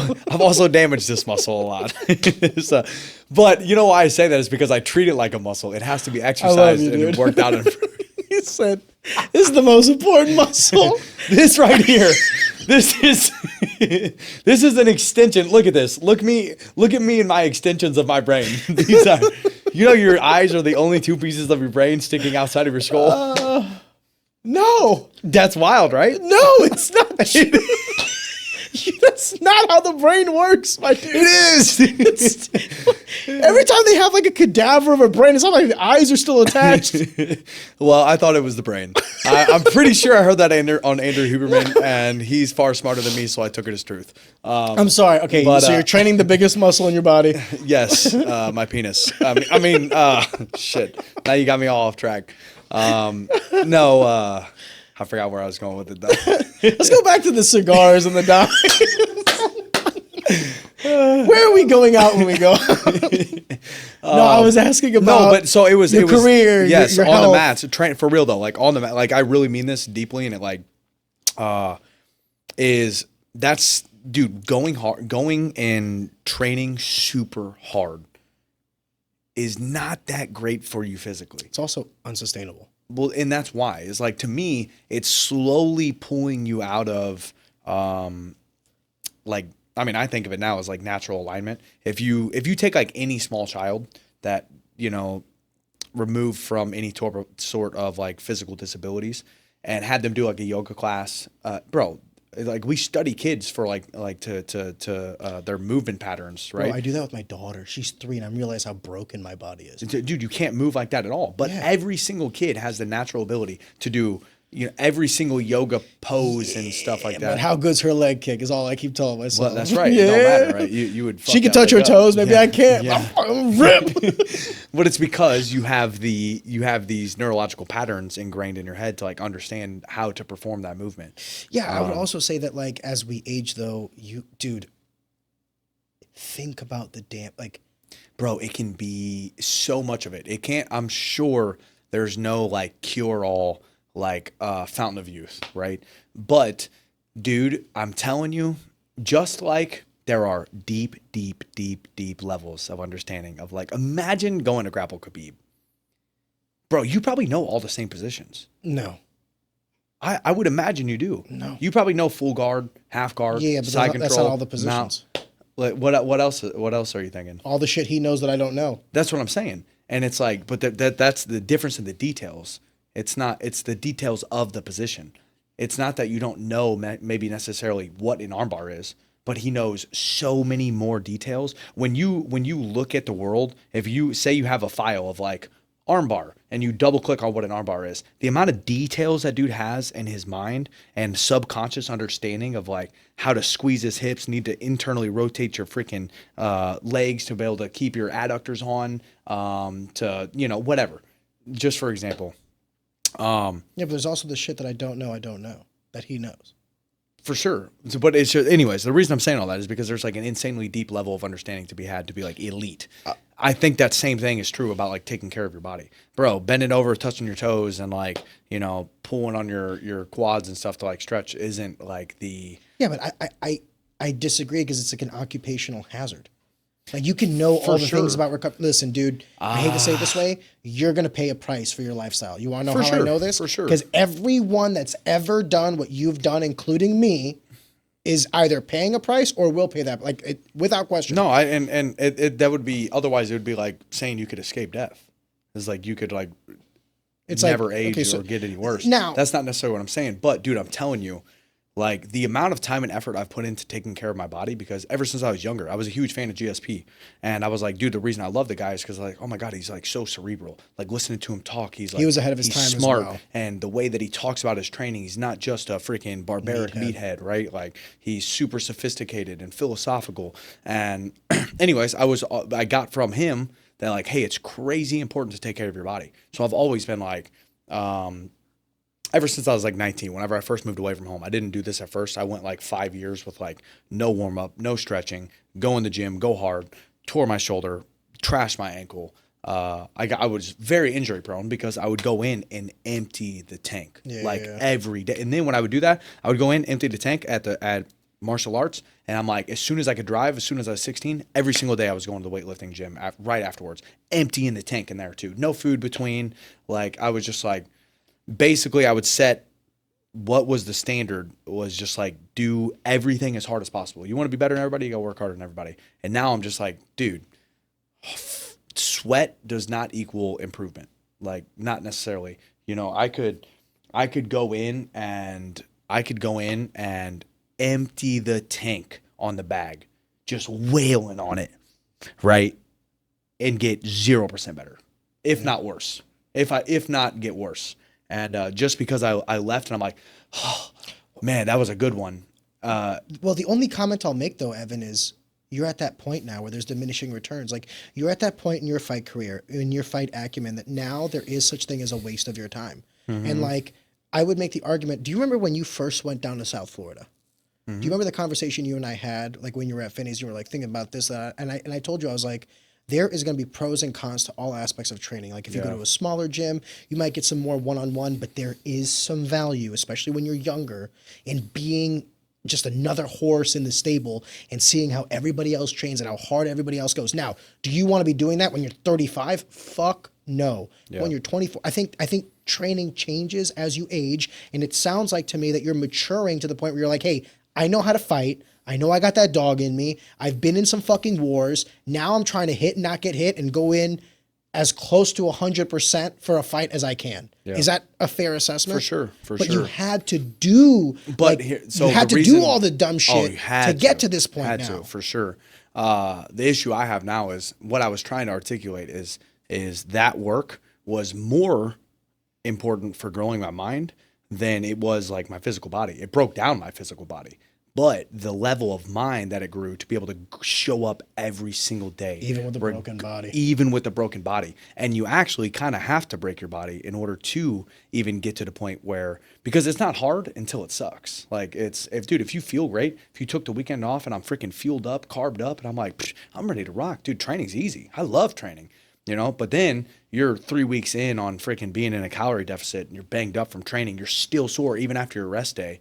And you're like, bro, I got to go in. I got to go in and empty the tank. You know, it's like that's when it counts. It only counts once it gets hard.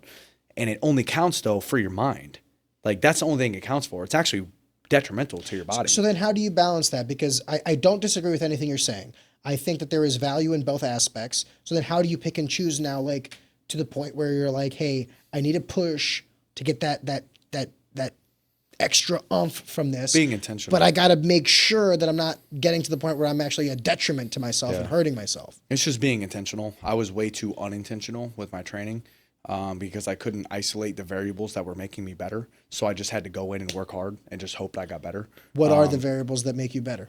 Having today, like when we're talking about Evan Elder training today, what are those variables now? I mean, they'll constantly change because what you're working on is going to change. Agreed. But it's understanding what you're trying to work on. Okay. You know, so like not going in and be like, I'm going to get better today. It's like, no. I know if I hit these tangible metrics, I'm going to get better. So do you mean like you're going to go in and like, I'm going to work my jab today, or I'm going to push my cardio? Like that, this is. Yes. And I would even take it further of like, I'm going to work my jab today. That's great. But like, what on your jab are you going to work on? You know, I would have like 3 details. For like, I'm really going to focus on, you know, turning my thumb down whenever I throw this punch, bringing my thumb right back to my cheek, keep my elbow in tight. You know, like that's how I'm going to make sure I'm getting the repetitions, the quality of repetitions that I want. Just because you do something doesn't mean you're doing it right. And if you're not doing it right, you're just practicing bad habits. How to do it bad. And that's my big gripe now with like just going in and emptying the tank, because that's what I did forever. Even with like weightlifting, I literally had the mindset of, dude, I would just go in and just empty the tank because I would think if the weight is moving, something's moving it. I don't care how. No, I'm not even kidding. Sounds like the 5th law of physics. Dude, you know what I'm saying? Like, Sir Evan Elder, if the weight is moving, something's moving. That is right after an object in motion stays in motion. Because I'm keeping it in motion. That's right. Come on, Doug. That's Arnold's law. I'm sorry. That's Arnold's law, bro. So you weren't worried about form. You weren't worried about any of that stuff. You're If just like, let's get in work. Well, also because I wasn't concerned with like being a bodybuilder or a power lifter. I didn't think there was like a necessary like a need for technique. You know, I was just like, well, dude, if something's moving it, something's getting stronger. And then I also thought, I don't care about being strong if my strength doesn't last. I need to be able to do this as long as possible. So I just do what makes me strong for as long as possible. So I would just do everything to failure. And as soon as I couldn't do anymore, I would just remove a little bit of weight and then do it till failure again. Remove a little bit of weight, do it to failure again. And I just did that. That was all my workouts for like always. So how do you work out today then? If you don't mind me asking? Not at all, hardly. Okay, so that's okay. I do. Some recovery. I started training with the UFC PI. I have to give a huge shout out to my strength and conditioning coaches back here in Crestwood. Is that? Shoot, I always forget. What is the actual area? It's the only place I go whenever I go there. Anyways, Fitness Dojo, the Fitness Dojo, Sarah and Steve Long. I've worked with them for like 10 years, and they have helped me to keep my body be put together better than like almost anybody else. And so huge shout out to them. If you're anywhere in the St. Louis area, whether you're a professional athlete or a 75-year-old woman that just needs to feel healthier to get through the rest of your life pain-free or less to mitigate the pain, highly recommend them. But anyways, I would train with Sarah specifically, FaceTime her and Steve for years of my career, ever since I left. And they've helped me tremendously. My workouts then, they would be so much different. It was super technique and form based. It's like all it was the complete opposite of the idea that I had whenever I was younger of like, if something's moving the weight, then that's all that counts.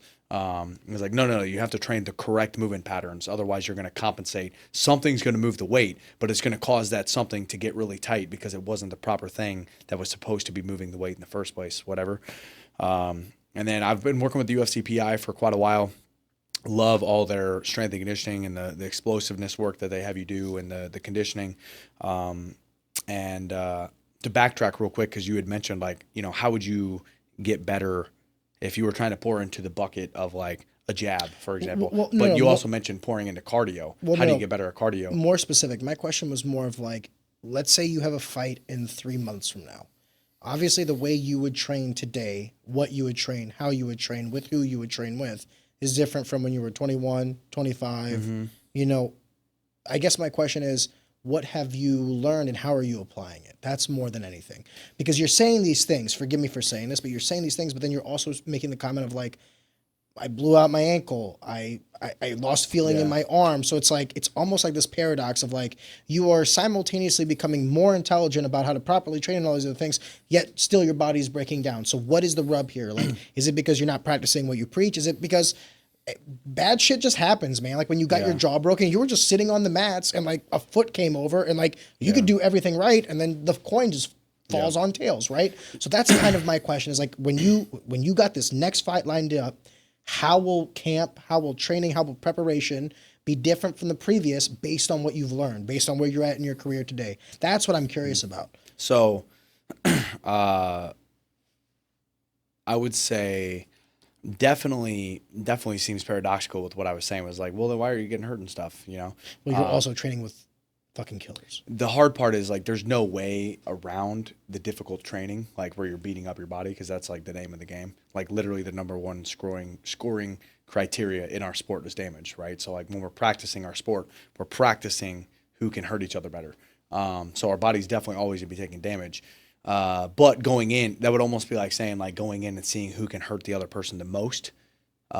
Because that's what's going to make you score better in a fight. You can't do that. I won practice. Yeah. So, of course, that's an easy to understand. Like we know like that's not what we're doing. But I would more so think about it like, actually, I don't remember what book it was. It was some nutrition book, and it ended up being pretty garbage. But kind of a waste of time. Shout out that book.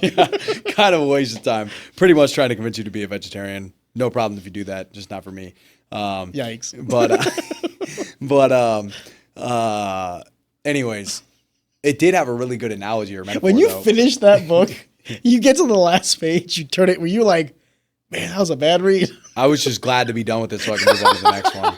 I really was. I can't stand not finishing something. So you're like, all right, that's done with. Thank God. But I really do, it was talking a lot about like only eating fruit for the first part of the day because there's a part of our, our digestion isn't supposed to, be working hard until past noon once our body's properly woke up. And bro, I'm not even saying it's wrong. It might actually be right. For my lifestyle, being a professional athlete, like, bro, I got to be fueling a lot. As soon as I wake up, I'm freaking smashing food and getting out the door and going to the gym and training and stuff. So, it just didn't make sense for me. Honestly, in an overall health longevity point of view for, like, the average human being, probably pretty great. Yeah, spike your insulin first thing in the morning. Got it. Yes. But, I don't know. I worry much less about that with, like, quality food than, like, super highly processed, refined carbohydrates. I found that the best that I've ever felt. Never mind. Sorry. Yeah, your story. I'm getting way off track, anyways. I always do. So, but a great read, but yeah. So, but they gave this analogy of like pretend you worked at, and they were using this analogy for how food will basically end up piling up in our body. Like we'll eat before our body's fully done digesting and fully processing, distributing all the nutrients that are getting broke down from the food that we're eating.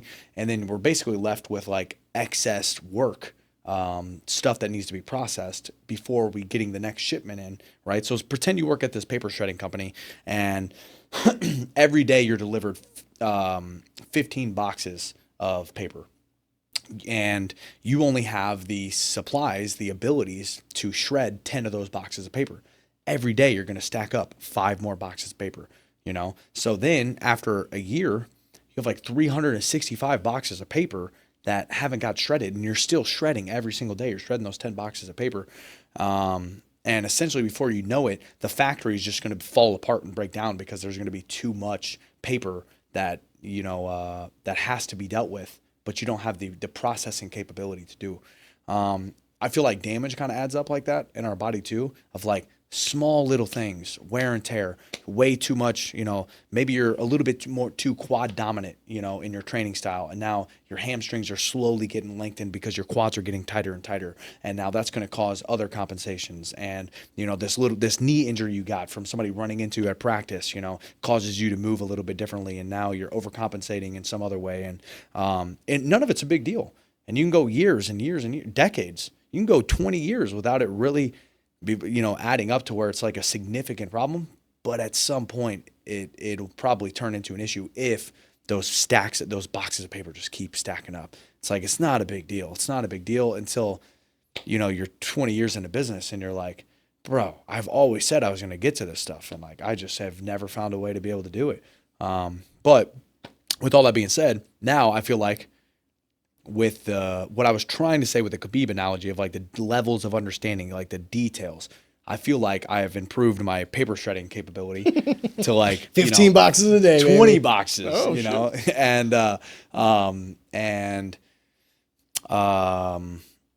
yeah. So that's how I would say I was going to kind of maybe approach this a little bit differently in the future, is just like also knowing that is a gigantic part of training, is like, dude, I want to train. Like I genuinely just wish I could freaking wake up and go train and feel good and just get better at martial arts constantly. And, but I'm more limited by my physical body, like fighting against me now more than anything else. So now I know that a part of my training is missing the actual training I want to do. How old are you now? 29. 29. Okay. Mm-hmm. And you're getting into that peak now. Getting man. old, bro. Getting old. No. This is like they say 28 to 32 is like the prime. I feel good, bro. Yeah. This is so to wrap this back up and get off this topic, but took this last 2 months pretty much off, and I've never really done that. Like even whenever I have injuries, what can I be working on? Like how can I be working around this? Like you can always be working out in some way. Like I really believe that. Every injury I've ever had, I'd be in casts. Didn't matter. I'd go to the gym on crutches. I would work out some way. I was doing something. And but it's because so much of my progress was equated to the physical. And I've always known too, you know, not always, but for a very long time, known that like the mental side is so important. So I was cool with like, I can get better off the mats too, reading books, watching tape, all this stuff. But I always had to be doing the physical work. And the way that I would do the physical work was working out, like lifting weights, getting stronger, getting faster, getting technically better. But stretching, doing corrective exercises, like, bro, that's more so now my freaking way of getting better than anything, because it's going to give me the ability to be able to utilize my body the way I want it to, so I can actually show up and freaking go until the wheels fall off. And now it takes much longer for the wheels to fall off before I have to freaking throw on the towel, because I've trained my body to so intelligently through strengthening while lengthening, like not just training in short ranges of motion, but like actually stretching out and then training my body in the positions where it might be weakest to be able to strengthen all of the little stabilizing muscles and, you know, The parts that make a whole. exactly. Just becoming better as a whole. So, Can I ask a question about like weight cutting and all that other stuff? As you've gotten older, has making weight become static? Is it getting harder? Have you ever thought about bumping up, or do you feel very comfortable at 155 still? it's getting harder. I still feel comfortable at 55. You know, maybe at some point in my career, like late in my career, What do you walk around at, like 80, 90? I'm heavy right now. I'm like 190. It's Okay. like, this is the heaviest I've ever been, really. You look good, man. Thank you, bro. And that's part of the problem is I just continually get bigger. Like every not trying, like I'm not trying to like I have no intention of like growing muscle, like muscle hypertrophy, like going in the gym to get jacked, right? But it's just like through living a professional athlete life of like going to the gym twice a day most of the time, eating good quality food, getting tons of rest. It's like my body, I just continually kind of keep getting a little bigger. That might actually be like a good thing though when you do come back in, because now you got a little bit more of that like strong muscle that you've built. Like you'll probably fill out even more at 55 now, I want to think. But it might make the cut a little harder. Yeah, that's my worry is like, you know, I think I'll be bigger. I'm a pretty big lightweight. I feel like there's not, other than like You've never looked small at 55 ever. Yeah, I other than like being severely under, like shorter, being much shorter than the other person, I don't think I'll ever be like undersized for like 55 really. So, but yeah, I could see myself maybe taking some fights at 170 later on in my career. I would take fights at 170 right now if they made sense. Yeah, short notice replacement fights and things like that. Yeah, I mean, the better I get, the more I realize that like skill is everything, like legitimately, like it's like so important. And obviously we have weight classes for a reason. I'm not trying, that is 100% a factor is size. The way I like to kind of describe that though is like, even with a freak athlete, and I use an NFL player for example, because I'm like, generally they're freaking refrigerators with legs, like they're like gigantic human beings, right? And not just large human beings, because you could take a freaking dopey, you know, uncoordinated, they're athletic, bro, like peak athleticism. I would be not as afraid or worried about fighting somebody like that has no idea how to throw a punch or anything, than I would like somebody significantly smaller that's like highly skilled, you know, if that makes sense. No, it does. And it's like size is definitely a factor, but at the end of the day, dude, like especially I'd rather fight LeBron than Mighty Mouse. Yeah, that's you know what I mean. I'd rather fight LeBron than Mighty Mouse. That's a great example. Mighty Mouse is gonna whoop your My ass yeah. far more than LeBron. And then he'll do it like, and he'll like, blah, blah, blah, and then like, hey, you should have done this. Like, shut the fuck up, dude. Yeah. Dude, I love DJ. Have you seen some of his stuff? Like, he might be one of my favorite content creators. Like, dude, he's so good. Someone who was he's a fighter and now is a content creator. Yeah. He talk about someone who is like, when we were talking about GSP earlier, when you brought him up about being cerebral. Mighty Mouse. He's so, dude. He's it's crazy too, bro. He's always. He should be a coach. Which I mean, I feel like he coaches everywhere he goes. Like exactly all why the people. but I think like if he made his own gym, but I'm sure like whatever he's doing now is more lucrative. Yeah, like I feel like he's Out of curiosity, you think before the end of the year or after the end of the year? Dude, gotta be before the end of the year. Yeah. I'm hoping like October. Wow, that's I soon. don't think it'll take me that long to get in shape. I just got back to training. Body feels better than it has in a long time, bro. You know. Yeah, but 190, 6 weeks. That's That's tough. No, I got to start getting my weight down. I already started dieting hard. Like I like really locked in on the diet.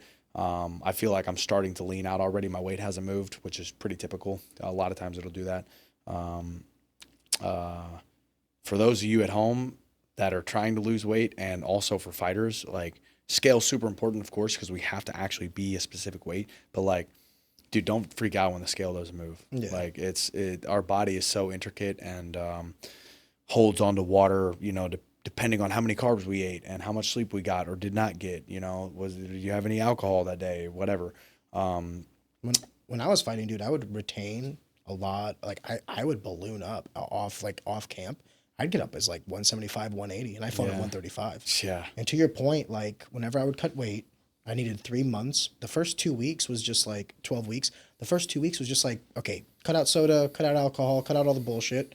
I would like immediately lose like 10, 15 pounds and then plateau for like a week or two.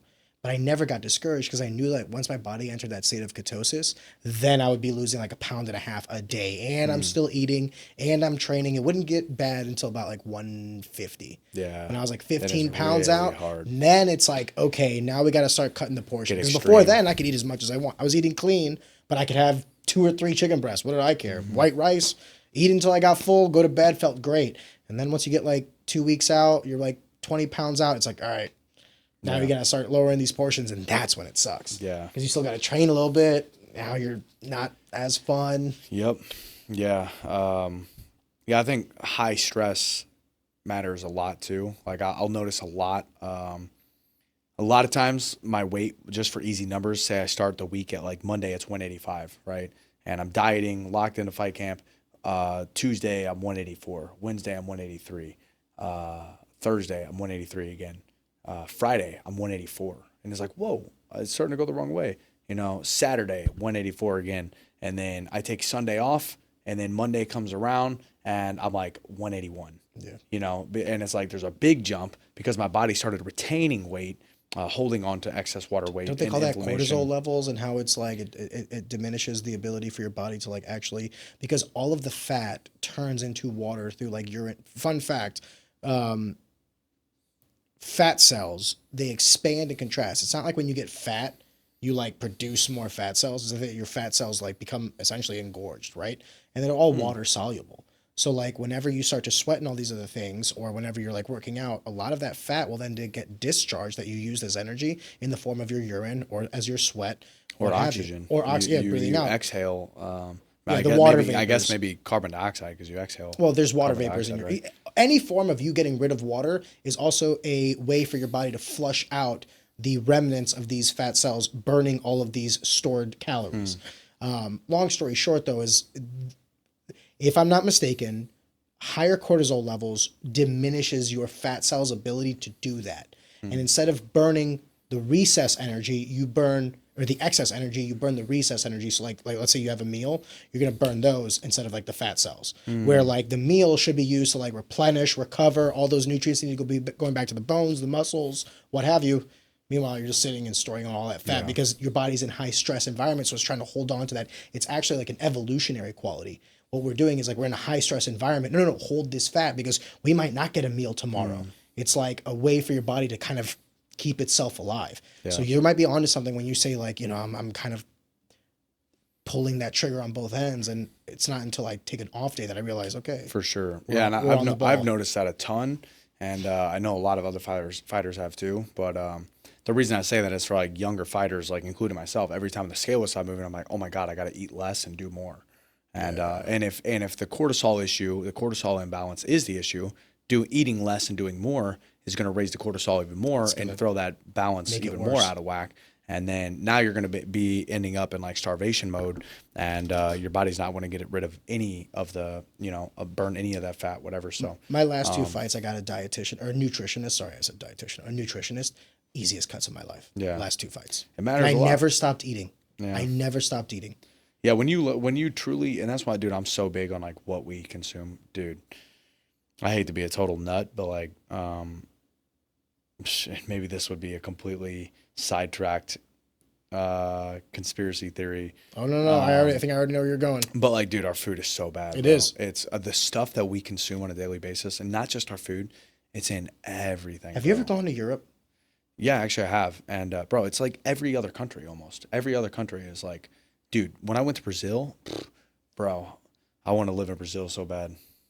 I mean, I bet you do. Listen, I bet you do. It's a beautiful place. it's a beautiful place. Beautiful but people. No, it's beautiful people, really beautiful people. But no, the food. Well, like the food everywhere in every country that I've gone to outside of America is like substantially better. Yeah. Like I can taste like what am I eating in the U.S. The World Cup was just held here in the United States, and there was teams from other countries that were shipping pallets of food into their team, you know, from their country, because they're like, bro, we're not eating your food. Yeah, like, yeah. I don't know what is up with this. Like, this is trash.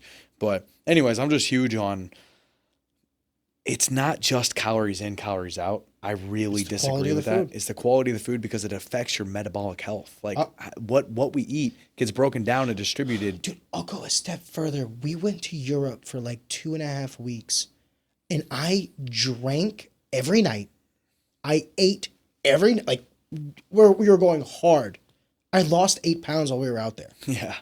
I'm drinking beers by the beach, Yeah. having wine at night, eating my fill of like seafood and beef and whatever. And I thought to myself, man, when I get home, like, we got back to the US, I had some Chick-fil-A, and I got sick. Yeah. Like, I was driving, and like I couldn't it was midday, okay? And I had to drive us back. So we land, we stop by Chick-fil-A.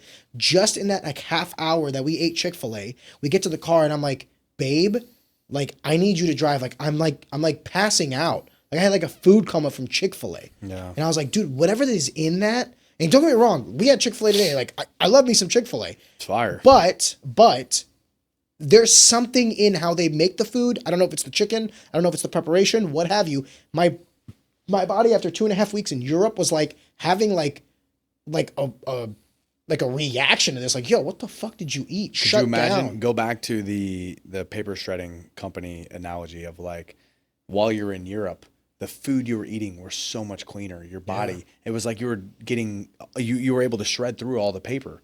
And now you're like totally caught up. And then all of a sudden you get back to America, and now you're like dumped 40 boxes of paper, and you can't keep up with it. Your body spazzes out or freaking freaks out. Quality overload and cheap. Cheap. Dude, it's just all the, to me, it's like a lot of the processing of like. I say that's for a reason, because it's like a lot of the things that we do to our food, Evan, the explanation is like longevity, longer shelf life, all these other reasons to try to keep food prices down. What I'm saying is they don't have these things, and their food is cheaper. So what are we doing?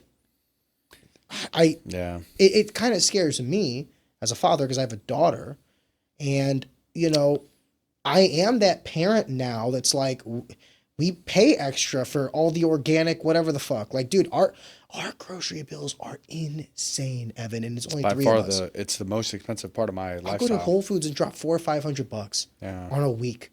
Yeah. It makes no fucking sense. And it's horribly sad too, because it's like, bro, most people can't afford that luxury in the first place. I'm No. like, bro, that is so, you know, and I don't know enough about this specific subject, but like I know like the issue with like the SNAP, basically benefits. like food stamps, right? Like the SNAP benefits for impoverished, you know, Lower income individuals. lower income people are, you know, there's gripe because it's like now I think they've taken away like soda and like candy and stuff like that. No, they haven't. It got pushed back because of the lobbyings. So like, you have to understand that a lot of these things are subsidized. So like, what is SNAP? It's a subsidy. It's taking tax dollars and giving it to people that need to be able to afford groceries. On face value, seems simple. And then you realize that the majority of SNAP benefits are spent on junk food and soda and stuff like that. So legislators were coming in and saying like, hey, listen, we're all for helping these people, but they can't buy a bunch of Coca-Cola with these SNAP benefits. But now the SNAP benefit money is not going back to and then the Coca-Cola big came in there and said, hey. Yeah, let's be easy Hey, on here's that. a little bit in your super PAC for your next election. Coca-Cola. Hey, everybody deserves a Coke, man. Yeah, you know, come balance in life. Like, hey, come on, you're gonna stop. Meanwhile, you're gonna drinking rob fucking people of a motor soft oil. drink. Yeah. Live. This is America, Evan. Yeah. America. And it is true. I think that it is America, and you 100% should have the right to. You should have the right with your own money. Yeah, that's with true. your own money. You should have the right to drown yourself into a diabetic coma with Coca-Cola. If you want to work, just and be make well money, educated and informed on what you're doing. No, I think it goes farther than that. If you want to work, make your own money, and then drown yourself in Coca-Cola and get type 1 diabetes, what do I care? I don't care until you take my tax dollars to do that. Yeah. This is my main gripe with all this other stuff. Is like I have nothing against any, and I'll even go a step further. If you told me like, I don't want to create this like nanny state where we are checking these people. Like, did you buy Coca-Cola with your SNAP benefits? You know what I mean?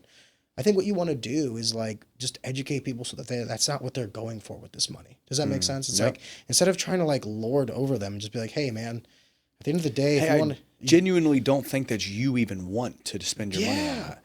Like, and that comes with the education of it. As like, if you don't actually, Coca-Cola is bad. We all know Coca-Cola is bad, right? Whatever. It doesn't have to be Coca-Cola. This isn't an attack on soft drinks, whatever. It doesn't matter. But like, literally, it's just, the candy bar, the high fructose corn syrup freaking sugar drink that you're drinking is bad for you.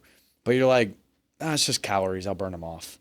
But that goes back to like my metabolic argument of like, it's not just calories. It's like damaging your cells. Calories, dude. You're damaging your cells, and now you're going to have like real long-term health consequences that you don't understand. It must just be genetic. And now you have to go to the doctor, and now you're put on medication. Now you have to, your insurance is paying for the medication. Or what's even worse is if that's been your entire diet, your entire life, you don't know what you don't know. You don't even know how good you would feel if you cleaned up your diet. Yeah. So like you might drink soda all day and eat like shit, and you might be able to get by, and you think like, hey, listen, I have enough energy to get through the day. You have no idea how much better you could be, how much more efficient, how much more productive, how much more pleasant you could be, how much deeper your sleeps can be, how much better sex can be, how much better all these aspects of life can be if you changed up some of your diet. But because you don't even educate yourself on the possibilities of that, I mean, it's or just try it long enough to feel the difference, because you don't even have to have the information. If you're just like, man, you know what, I'm gonna go out on a whim and follow this intuition that I have of like,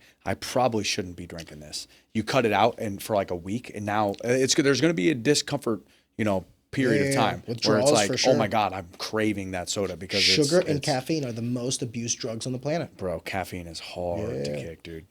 Hey, listen, looking dead in the camera right now, if you don't think you have a caffeine issue, try to stop drinking caffeine and come back to me and tell you don't have a caffeine issue. I do. Dude, it is coffee is the hardest thing for me to stop whenever, because I really do. I really believe, I genuinely believe, and this is completely anecdotal, but my quality of sleep is significantly better when I have 0 milligrams of caffeine in a day. Yeah. Like legitimately. Like even if I have a coffee first thing in the morning and it's like, should in theory be out of my system, no psychoactive effects by the time I lay down for bed at night, bro, my quality of sleep is significantly better.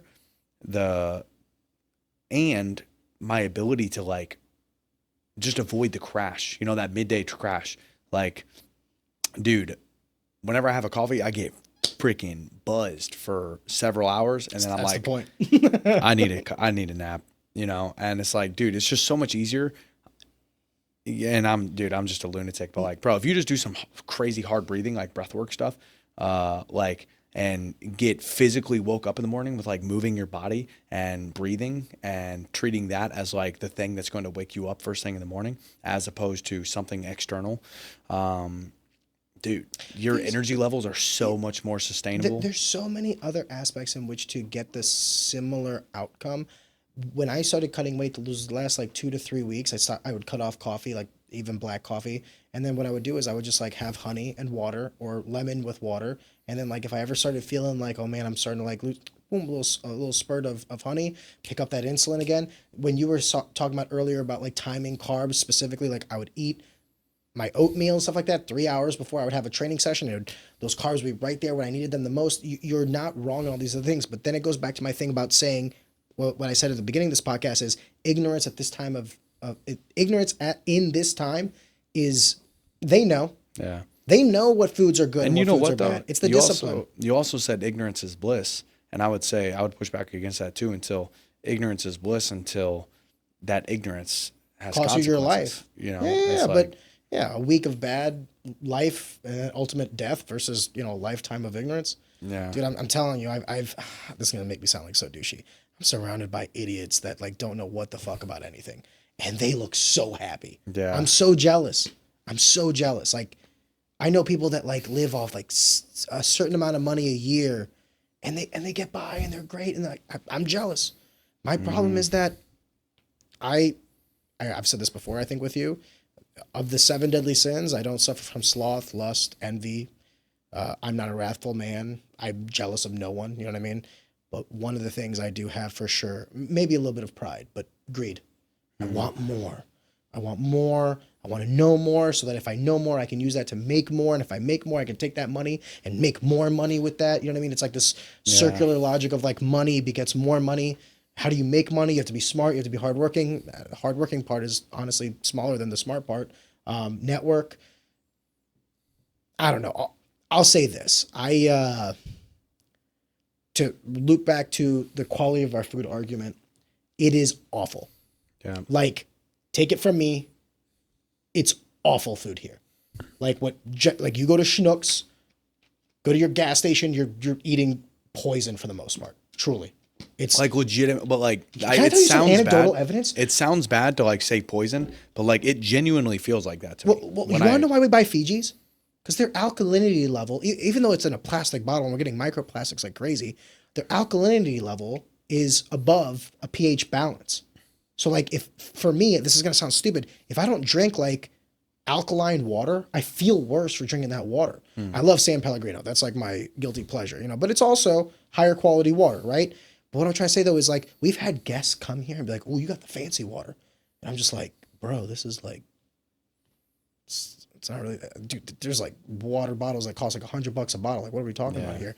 And it's just like perspective on all these things. And I'm convinced that the majority of people that grew up in America and have not traveled outside of America have no idea how shit our food is. Yeah. It's so bad. Yeah. Yeah. If you were able to like take like even a week, but like go out, to a different It would country, blow their minds. It would blow their minds. For a week, because it would separate you completely from like You the want to know what quality else they of would food. get? Explosive diarrhea. I'm When not they- even when joking. you come back? No. When they go out there, because their bodies, their digestive system would not know how to handle that. Yeah. That's a common trait. Legitimately believe like your gut microbiome. Yeah. Our whole body is comprised of like trillions of bacteria, but especially our gut microbiome is like the bacteria in our gut determines what gets broken down and ultimately digested and put into our body. And that gut bacteria will alter depending on what is your diet. It'll adjust to, our bodies are so unbelievably intelligent and super adaptive that it's going to, dude, if we're eating McDonald's every day, our gut bacteria is going to adjust to being able to break down and digest McDonald's. Then you go to put regular food in it and it's like trashed for a second, because now it's it would be like doing a freaking, I'm used to training super hard in the gym, throwing weights around, and if I go do like a 45-minute hot yoga class, bro, I'm freaking like shaking, holding some of these poses and stuff because I'm like super not mobile. And like that, now that shit's hard for me, It's different. It's like different. It's a different stressor than your body's used to.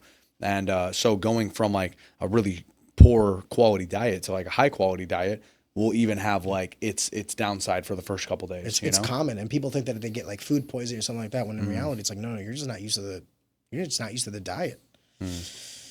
Anyway, brother, I always enjoy you coming down. How long are you in town? Just till Monday. I'm about 10 days. So I drove in this time because how far is that drive-wise? 24 hours. Yeah. Wow, one way. Yeah. Jesus, God bless. Yeah, it's not, dude. You know what? Knock on wood, but hopefully, yeah, thanks. The drive wasn't too bad. I actually really don't mind. I look at it as like 24 hours of like uninterrupted learning or like getting stuff done. Podcast, audiobooks, whatever. So, tons of phone calls. Like I, get to call and catch up with people a lot whenever I do that, whatever. So it's very productive. Like I like enjoy it. But my back, my glutes, my hips, whatever's like, that's the stuff that takes a beating. And, this you time don't do around, it all in one. So like you stay like how now I cut it in half. so you'll do 12 hours. Yeah. Hotel 12 hours. Yep. God bless. But yeah, if I hit like a quick workout in the morning before I hop on the road, you know, get my back primed up and stuff, I'm like loosened up, feeling good. And this time it wasn't nearly as bad because again, those 2 months off that I took from training and just attacking, getting healthy. You know, I say I took 2 months off, but I was still in the gym at least once a day, every single day, for the most part, and if not You're twice. a better man than I, brother. But just obsessed, bro. I'm obsessed with. I just can't stand that. I haven't figured it out more. Like, how could I have tried so hard and like I don't have this shit down to a science? Like, I know I'm obsessed, bro. I just like want. I can't live not knowing. Like, and I know the bad part is I've opened so many doors in my mind that I know I'm so aware of how much I don't know. And I feel like it's like my life's duty to like, but you at least got to figure out this puzzle. Can I ask one more question before we call it quits? Actually, when it's all said and done, when your competition days are done, do you want to like own your own gym? Yeah, I hope so. That's definitely where I've always thought, I've always had the purpose of positively impacting the world and other people's lives as much as possible. You know, being UFC world champion, and through that is going to give me the platform and the resources to accomplish the purpose. You know, this is the mission, this is the purpose, and then being a great coach. I want to be the best coach in the world whenever I'm done, so I can help people like myself that want to, you know, positively impact the world and inspire other people to, you know, by being the best that they can be, to be able to help them be so much better than I was. So I definitely have that hope and goal and plan, but not yet. But yeah, in the future for sure. But like we were saying earlier, you were saying how life can totally take you in a different direction, and that's why I kind of was like, not like 100% that's what I'm gonna do, because who knows? You know, maybe I was just curious if you ever thought about it, bro. I love coaching right now. I teach private lessons on the weekend and stuff just to make some extra money and stuff. And bro, I love teaching. I love seeing somebody else like get it, and they're like, oh, now it makes sense. You know, like the joy moment, the joy that they have of like they figured out the puzzle. You know, I think that's like an innate hardwiring of human beings is like being rewarded for making progress, because that means we're able to hunt and gather and build shelter, whatever that means to us. But progress, you know, progress looks different to each and every one of us, but making progress, whatever meaningful progress actually is to you, feels so good. And being able to see somebody do that with like the sport and the game that I love is like so dope. I love coaching. God bless. Yeah. You have the temperament for it. You'd make a good coach. Well, another thing that helps a lot is my greatest advantage was starting at a disadvantage. Like, I know how, like, dude, it's hard for me to learn sometimes, you know, like people would have to sit there and tell me over and over and over and over and over again. I'm like, until all of a sudden I'm like, oh, on the freaking 47th time, now it made sense, you know? So I'm like, I had to have a lot of patience with myself, you know, and it's not too hard for me to extend that patience to like, bro, trust me, it's all good. You'll be mad at yourself. I'm always frustrated at myself, you know, be hard on yourself and lenient with others, and always super hard on myself. I can't stand when I don't understand something and can't get it. But because of that, I can extend that grace to somebody else to be like, bro, trust me, it's all good. Like, just keep trying. I promise. Just keep trying.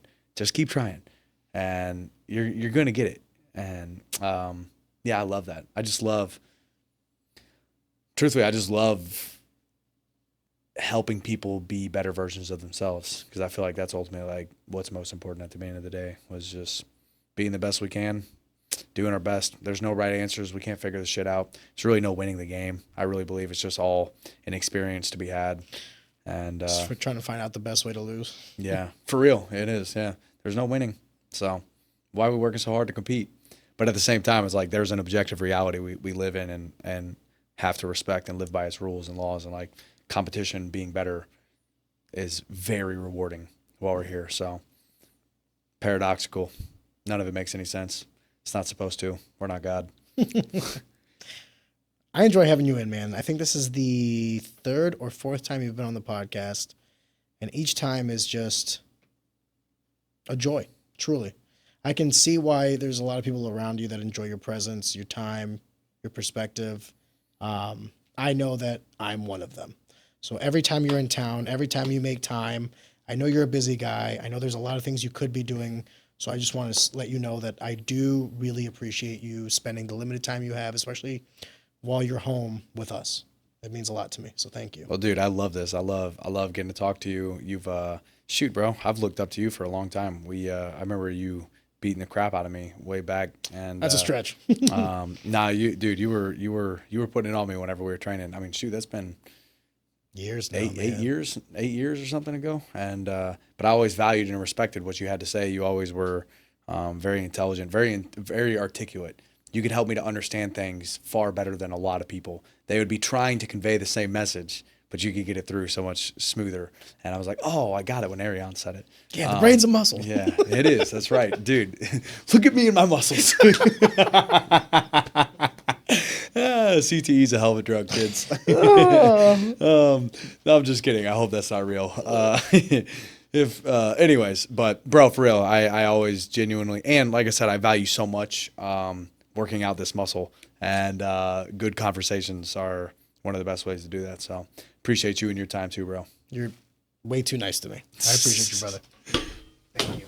Oh shit. Oh shit. I gotta